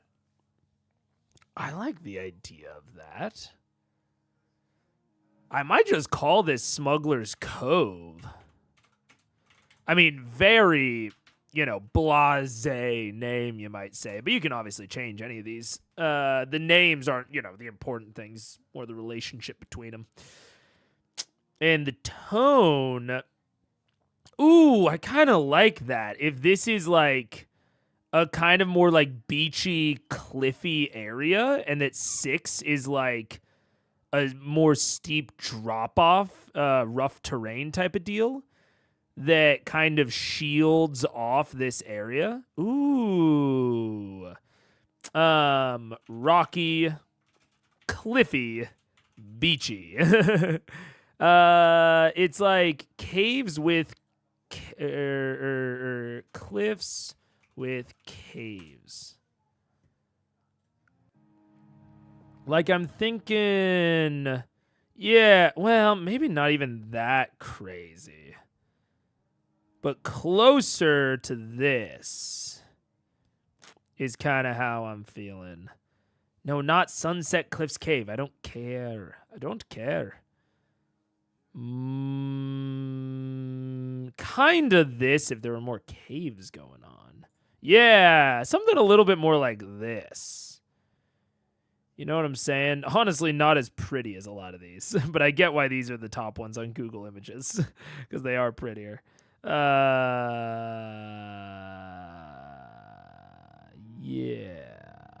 I have an idea. I have an idea of it in my head. I just need to get them out of my head into words. Like the hidden cave in HP6. I don't remember what that even looked like. Hidden cave in Harry Potter 6. The Horcrux Cave, also known as the Crystal Cave. Honestly, a little bit less all fun up and done up. You know what I'm saying? I'm thinking more like caves in Arizona desert. They're all gonna be too pretty. Caves in cliff wall. More like this type of vibe. More like this is what is much more of what I'm picturing. Yeah, like this. This is what I'm picturing. Yeah. Grotta Impossible near Tree Stay is probably the most incredible cave I've ever been to. Grotta Impossible. Grotta Impossible. Ooh. Famous Italy Cove restaurant. Ooh, that's Grotta Jura. What the hell? What are they doing? I've always wanted to go spelunking. It seems like I wouldn't want to go crazy spelunking, just like basic bitch spelunking. You know what I'm saying? I don't want to go anything insane out here, but I do want to. I've never been to like a real like cave. I've been to like basic caves. There's a very information cave, but I can't remember. Yeah, maybe a little more spectacular than what I had been reading the book. I mean, I think that's like movie shit, you know, which like kind of makes sense. But yeah, rocky, cliffy, beachy, sort of like the small cave collections. Is there like a name for those? Ancient caves carved into mountain wall. Is there a word for caves carved into mountain walls? Like I'm thinking like a geographic name so that I can look it up easily later. Cave. Cave painting. Cavern. All right, no, that is the answer. The answer is no. Sort of like the small cave collections carved in the desert mountains of southwest U.S. Yeah.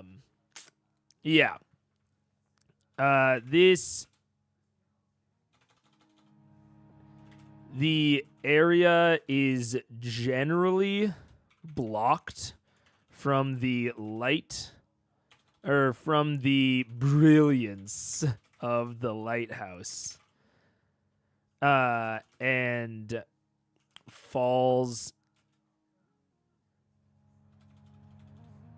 and is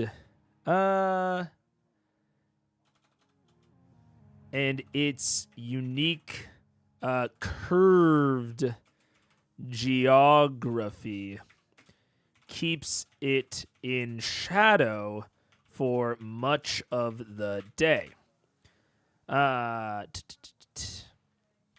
However, this same geography creates a very calm cove that is frequently used for smuggling. All right.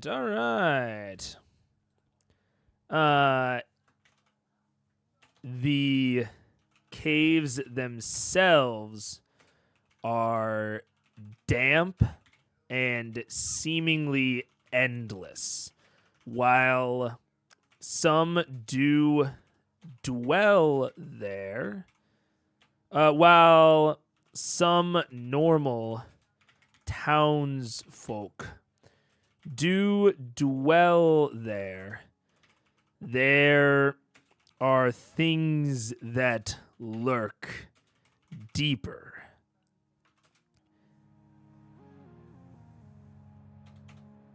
That's it. Restraint. There is much that lurks deeper. Could be a Underdark entrance if you wanted to go that direction, but definitely doesn't have to be. I'm actually going to note that. Could be an Underdark entry and exit point if that's your kind of thing. Could also bring in tons of aquatic or plant adversaries like Kua Toa or Myconid. Okay, landmark.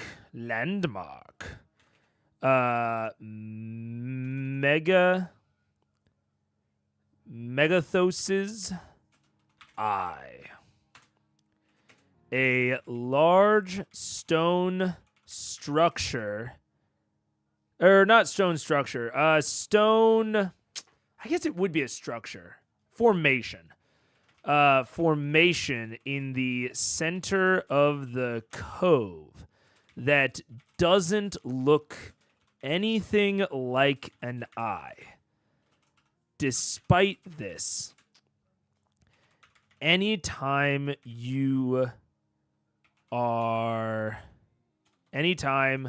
the PCs are in line of sight of the formation, they can't get rid of the feeling of being watched.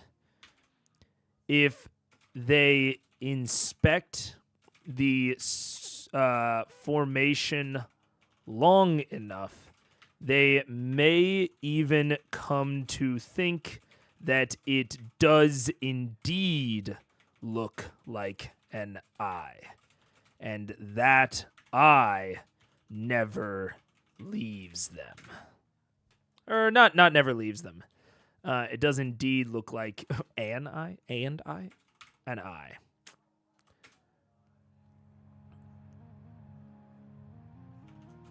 One which never blinks. That's a little stupid. That's a little silly, a little cheesy, but I still like it. I'm also thinking that the text might be a little bit small. I don't really think we need the this up right now. I think we can just do this. All right. Number 3. And that's it. That's all we do. You know what I'm saying? And then if you want to go deeper into any of these, obviously do it. But this is the depth that we go at first, especially if the PCs haven't been here yet. Once you find out that they are planning on going here, then maybe you do a little bit more. But 3. We'll more call it just like the poor is not necessarily what I'm going for. Just like non-affluent, you know? It's like we're not necessarily talking like hovels and beggars, but it's like labors and bunkhouses and inns and that sort of thing. Just not affluent. I think the town is almost too small to have like a distinct like slum to that degree. Let's see. Non-affluent. Blah blah blah blah blah. Tone. Landmark. Tone.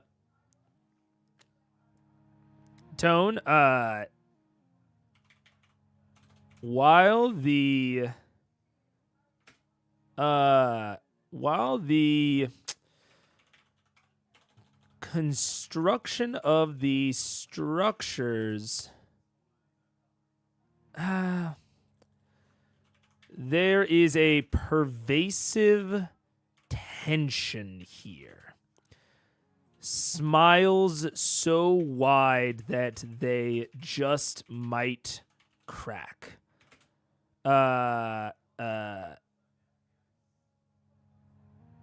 Gates that might be skips if not for the missing leg. And sailors joking about how their limbs are safer at sea than on land. Minds, maybe not limbs. We can't double dip on the on the limbs.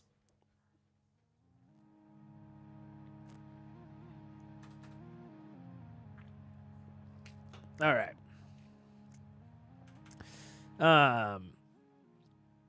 These are both the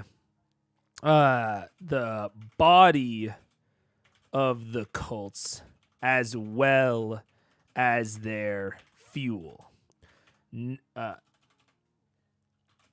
They receive the boons, but all know that they could be next on the chopping block. Very literally.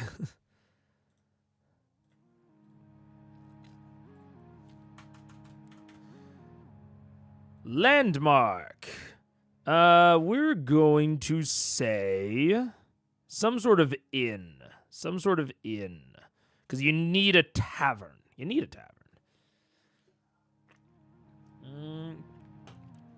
What's like a stay forever type of vibe? You know what I'm saying? Like a you never leave sort of situation.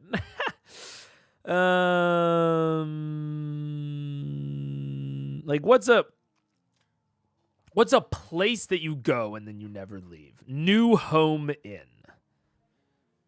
New Home Inn. But it's also kind of in, like new home in here. Yeah, come on. It's a little bit clunky. It's not as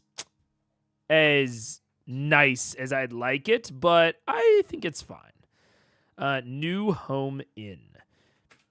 A tavern with attached bunkhouse that serves as lodging for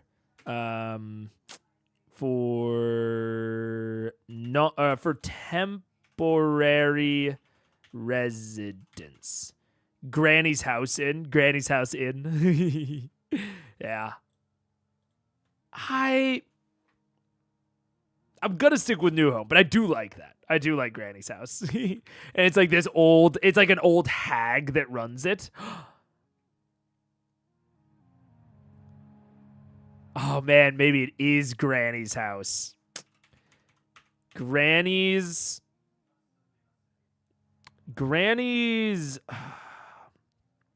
residence inn.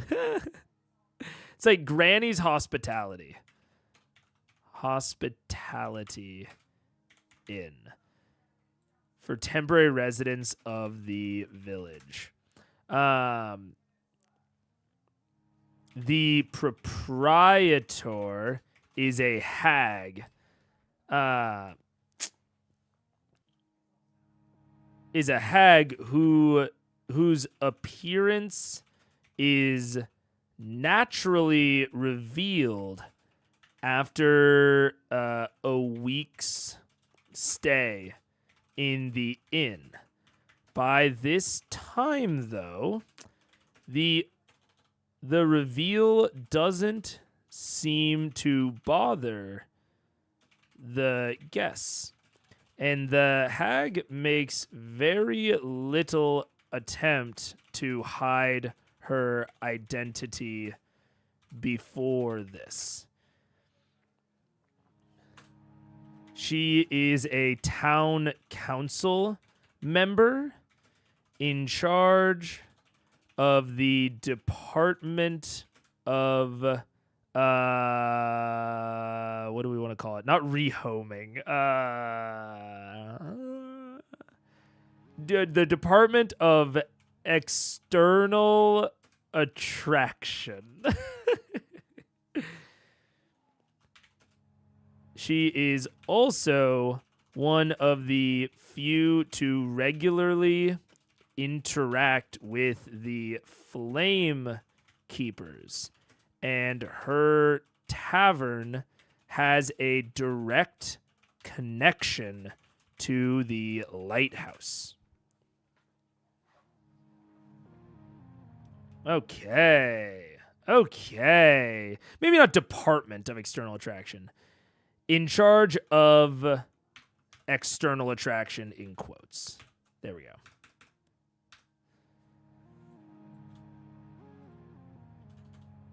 Yeah, perfect. All right, tone. Okay. Then we're going to go affluent area. Affluent. And the landmark here, since we already used the lighthouse as Admiralia, it should also be basically until the lighthouse becomes its own region, it should always be like the thing. So like the landmark of the overall place should either be a region in and of itself, and if it's not, it needs to be the landmark of one of the subregions so that we keep like a line of continuity, if that makes sense. So if we were to split up the affluent area, it would definitely be, one of the regions. But right now we're still at the kind of height where it's not. So tone. Landmark. Landmark is the lighthouse. Or actually, generally...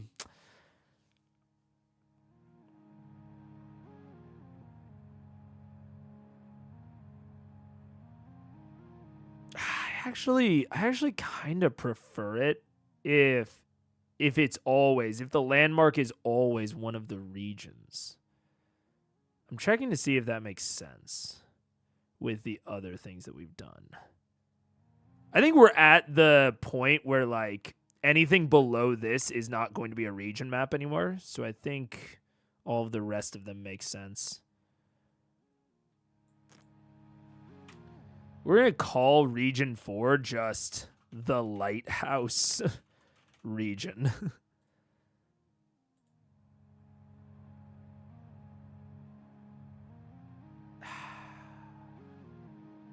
The way that I cut this up is sort of fucking with me.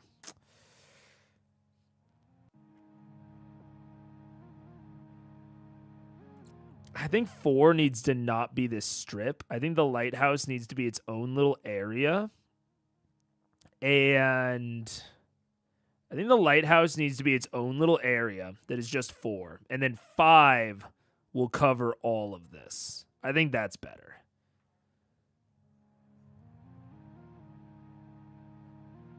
So just this is 4. And then all of the rest is 5. Another thing about these regions that I haven't mentioned yet, the regions should have a similar amount of things to do in them, regardless of their physical size, with the exception being 6, which will be what I'm calling an empty region. So besides empty regions, and empty regions should have substantially less to do in them than any other region. But all non-empty regions should have about the same density of like hooks and quests and shit like that. So like they should take the same amount of like narrative space to move through, regardless of their actual physical space to move through, or like in fiction temporal space, because this is a world building like tool, if that makes sense. Like what we're doing right now, it's not necessarily a tool for like I kind of mentioned earlier, the literal construction of physical spaces or of fictional spaces. It is for how do we organize our fictional spaces to make them interesting to interact with for the players. So we're just gonna make this sub-region the lighthouse, and I like that. The overall landmark for a region should be one of the sub-regions, or at least the area around it. Approaching the lighthouse is a rather surreal experience, with its appearance seeming almost fractal-like. There is increasing detail the closer you get to it, and a strange pull towards its door. However, if you do make the mistake of approaching said door, you will feel an increasing sense of dread. Local children that will eventually stop you in your tracks. Local children use these opposing forces to measure someone's gumption. The closer you can get to the door, the more respect they will tend to give. And there are concentric rings of chalk marks from the children playing the game of gumption. Oh, I love that. It's a little... This is like the definition of what I want when I talk about like the polar opposite feels of like local children playing a game based on these terrifying eldritch forces. Ooh, I feel good about that one. I feel good. I'm going to use that in something, whether or not it's this. That's really fun. Not to brag on myself too much. I like pumping myself up when I make something that I like.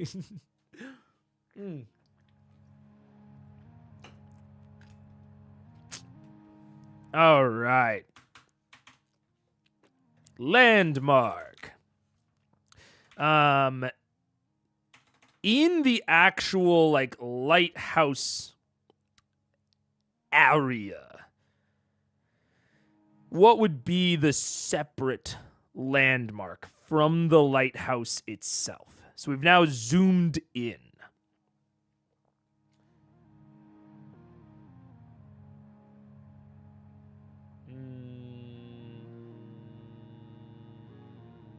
I'm going to say the caretakers. Caretaker's Cottage. The Lighthouse 2019. Yeah. Is there an actual movie? Is this a joke? Or is it a joke that it sounds like a movie? Or is it a joke that it is a movie? The Lighthouse. It is a movie. I see. Let's see. What is the lighthouse? 2 lighthouse keepers try to maintain their sanity. Oh, yup. While living on a remote and mysterious New England island in the 1890s. Abso-tootly. Yes. Yes. Robert Pattinson and Willem Dafoe? What a strange combo. Wait, I want to see them in the actual film.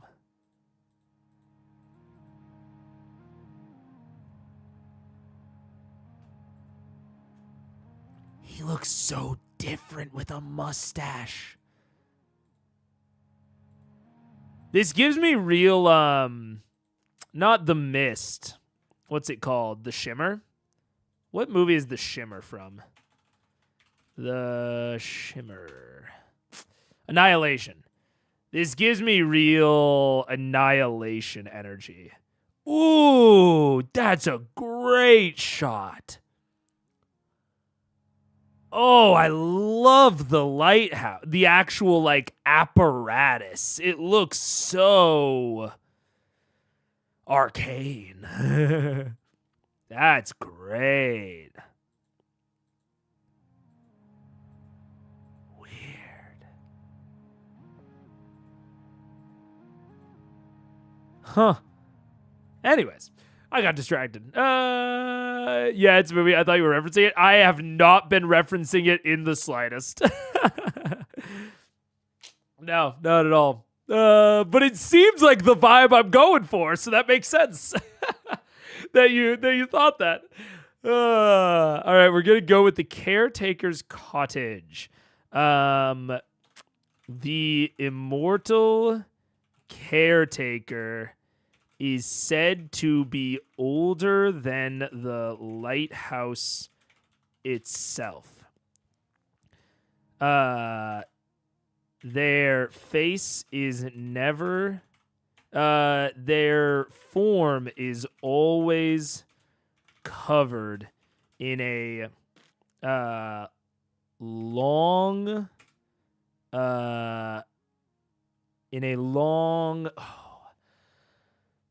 I don't want it to just be black.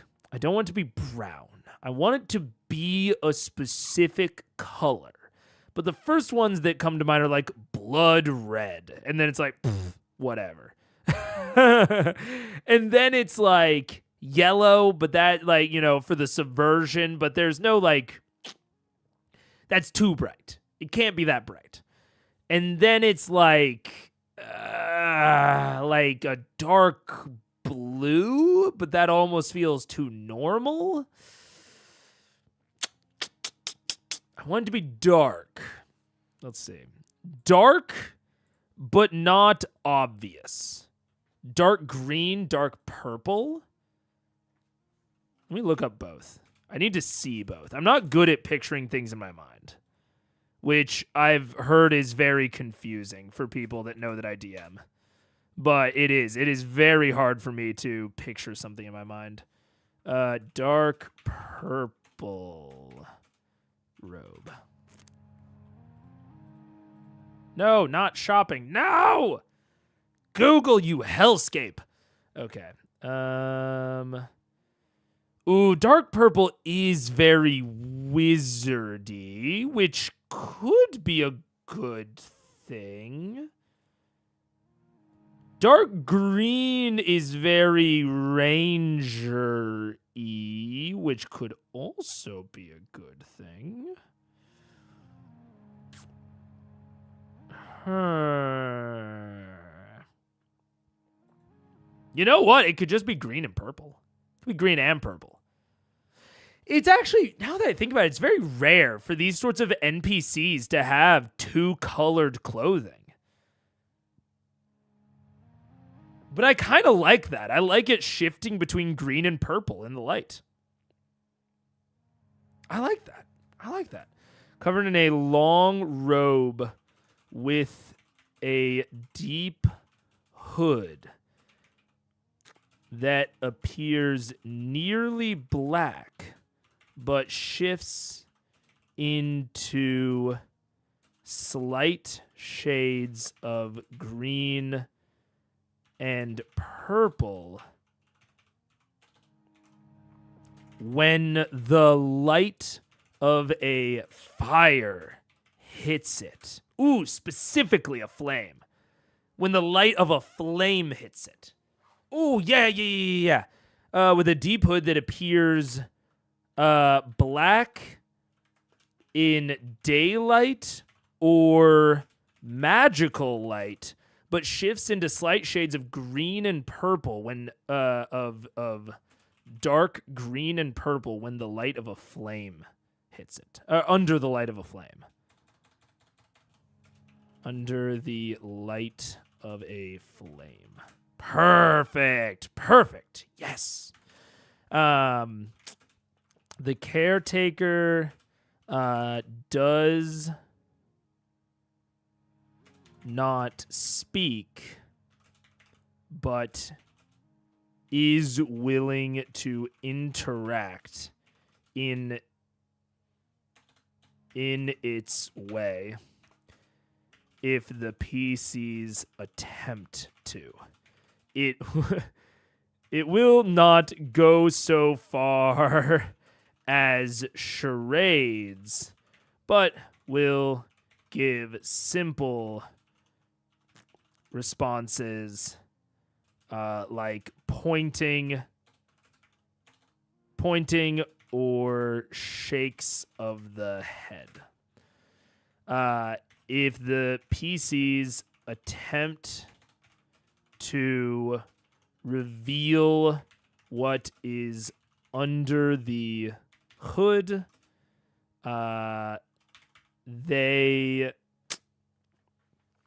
you can't reveal the monster. You can't let them see the monster is the problem. But I also think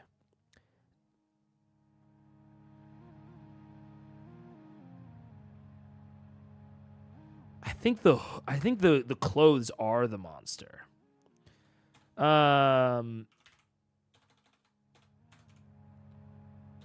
In reality, there is nothing normally perceivable under the robe. Under the robe. If the players attempt to throw open the robe, they will be greeted with nothing. However, if a player is casting detect magic or a similar spell, they can make out a vaguely humanoid form.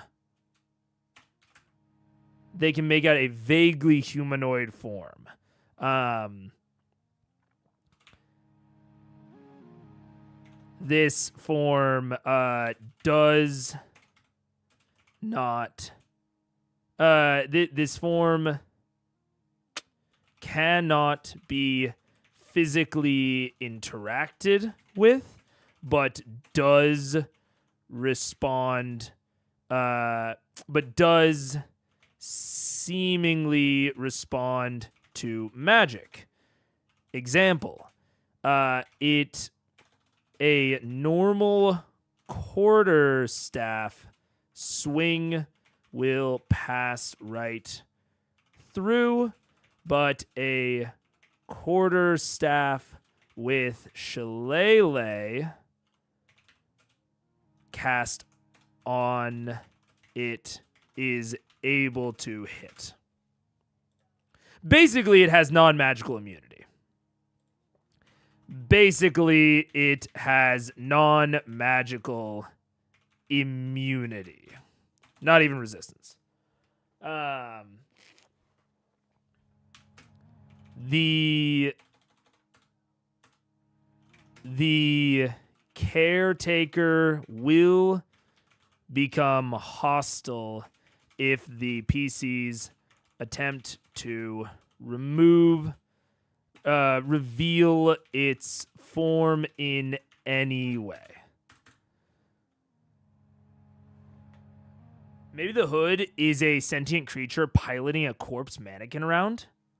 Ooh, that's also a good idea.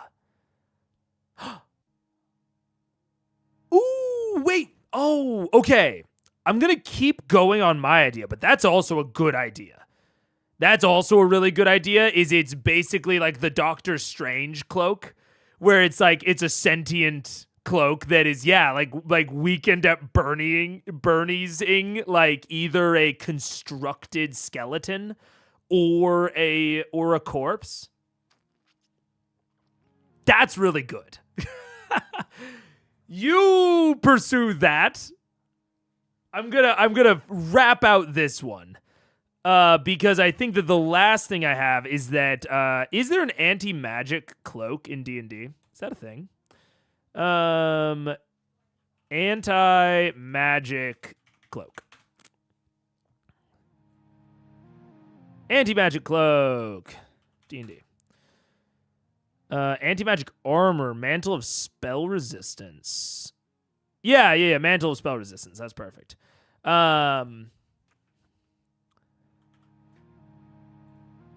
The cloak itself is a mantle of spell resistance, which hovers above the caretaker, repelled by its magical form, thereby maintaining oh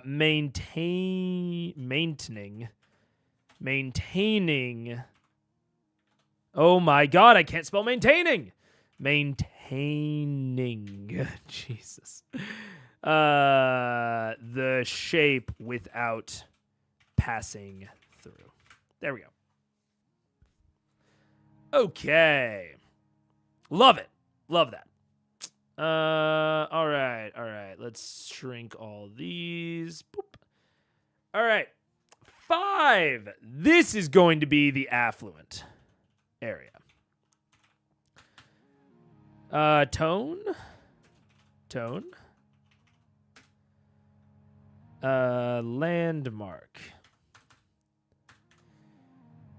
One could mistake this for the market and industrial area of a town 10 times the size of Admiralia. The denizens, or the permanent denizens near the coast have an ostentatious air about them. Have an ostentatious air about them that is insidious. Close inspection of some of the most flamboyant outfits will reveal macabre adornments, such as dried eyeballs,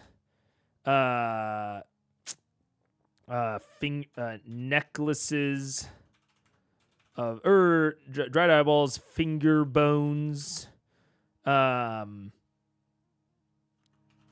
whatever else your table deems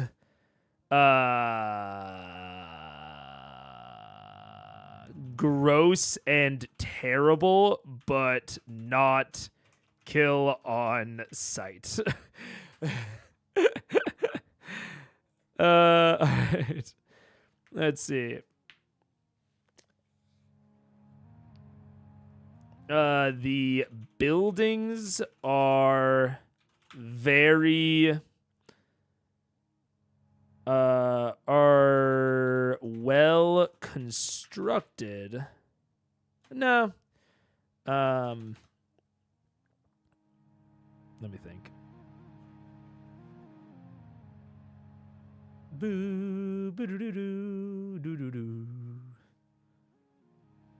Yeah, I think I'm actually just gonna leave it there. I'm gonna leave it there.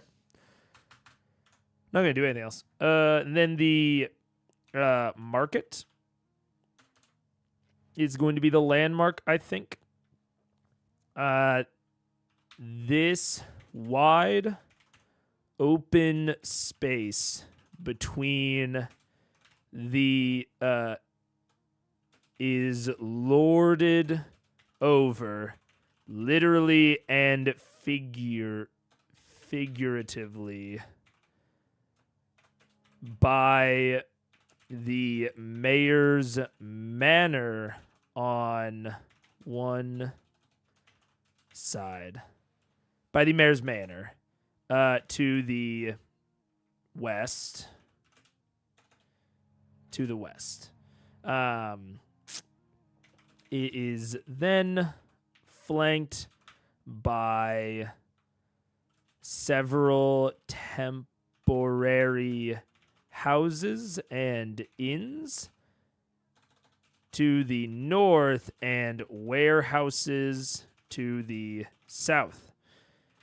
This mix of uses around it leads to a sprawling and chaotic atmosphere.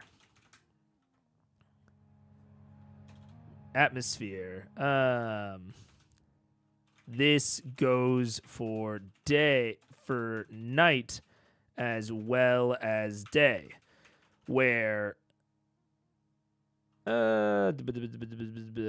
this even goes for the night, where the many rival sects of Admiralia will set up to debate and even occasionally do civilized war with each other. There is even a dust pit set up on the northeast side for sanctioned for holy duels.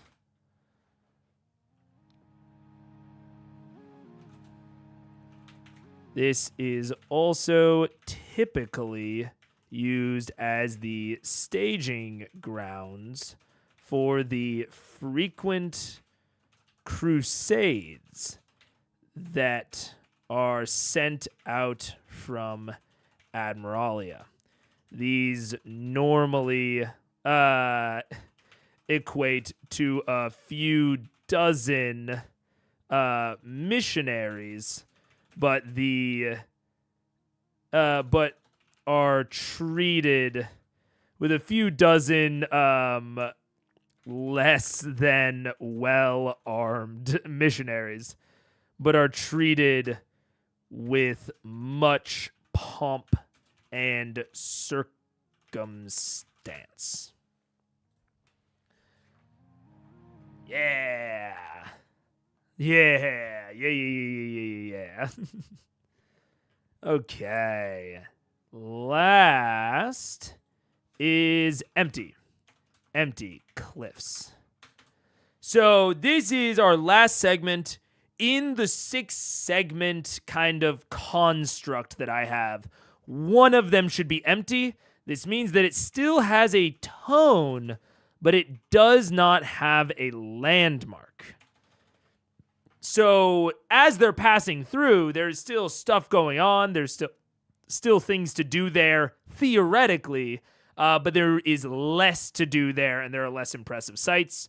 I find that this not only makes the area feel more real, like feel more, grounded, but it also helps diversify travel. If certain regions are much easier to move through, both in fiction and out of fiction, it gives a little bit more interest in how the players move through the city. They stop taking like the exact same routes every time, especially if time is on the line. So, tone.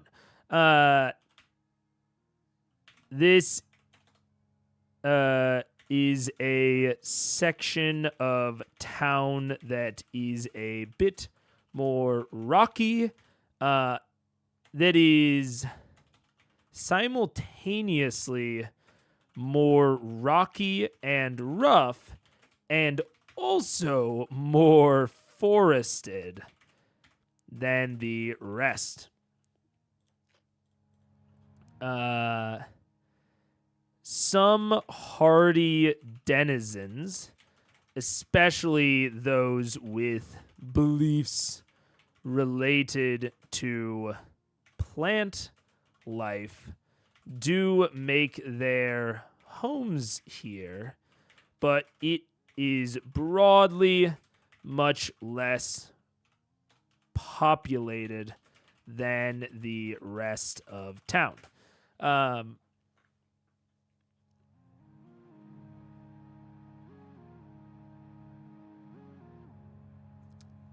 This is the area that if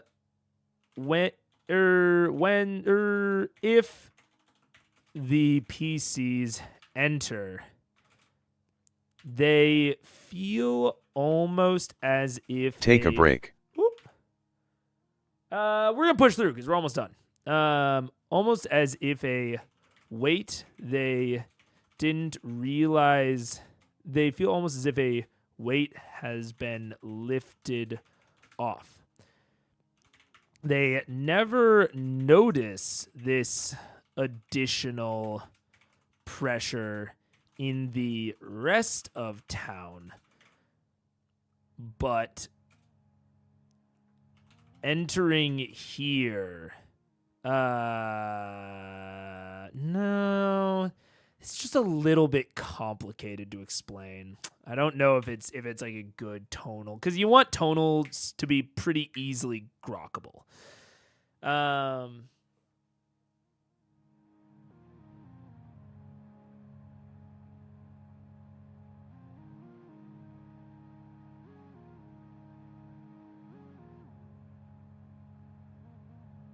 The air here smells. What's a good smell for this? My initial thought was lilac. I don't know why.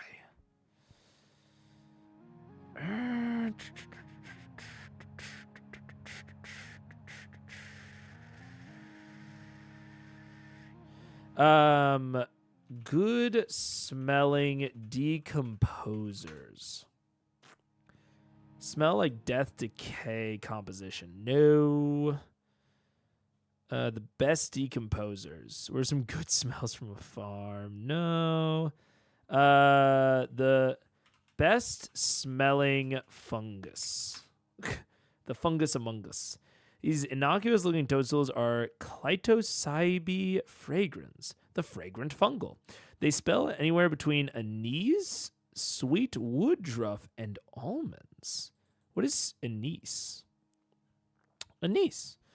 It's called aniseed, or rarely anix. It's a flowering plant in the family Acacia, native to Midwestern Mediterranean Southwest. The flavor and aroma of its seeds have similarities with those of other spices and herbs, such as star anise, fennel, licorice, and tarragon. Interesting. I'll go with almonds. I'll go with almonds and anise. Smells strangely of almonds. It tastes not very good. That's even better. That is even better. Almonds and anise. And extended time spent will make it clear that actually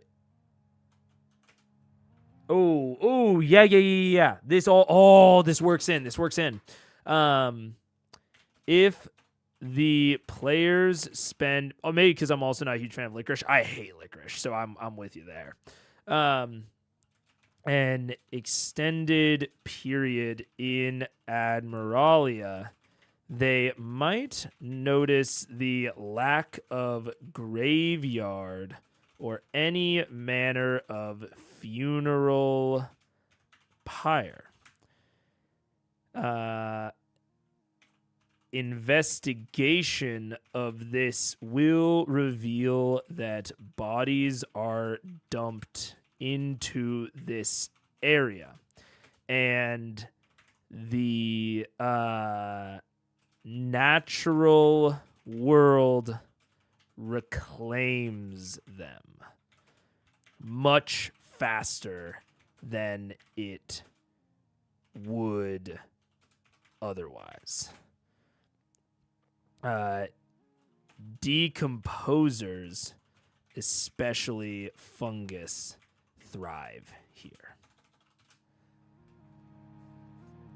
Perfect. Okay. That's it. That is Admiralia. We have the Standing Stones. We have the Smuggler's Cove. We have the non-affluent region with Granny's Hospitality Inn. We have the lighthouse with its caretaker. We have the affluent areas that are creepy and very oddly civilized. And we have what's left over. And I think that's where I'm going to call it. I'm trying to get better at ending when I should end, if you know what I'm saying. I wanted this to be a short stream, or I didn't want it to be a short stream, but I wanted to try and get the stream length to see how small I could make a map stream. And 2.5 hours is pretty much perfect. I don't think I'll do another Geoguessr round just because I want this video to kind of stand on its own.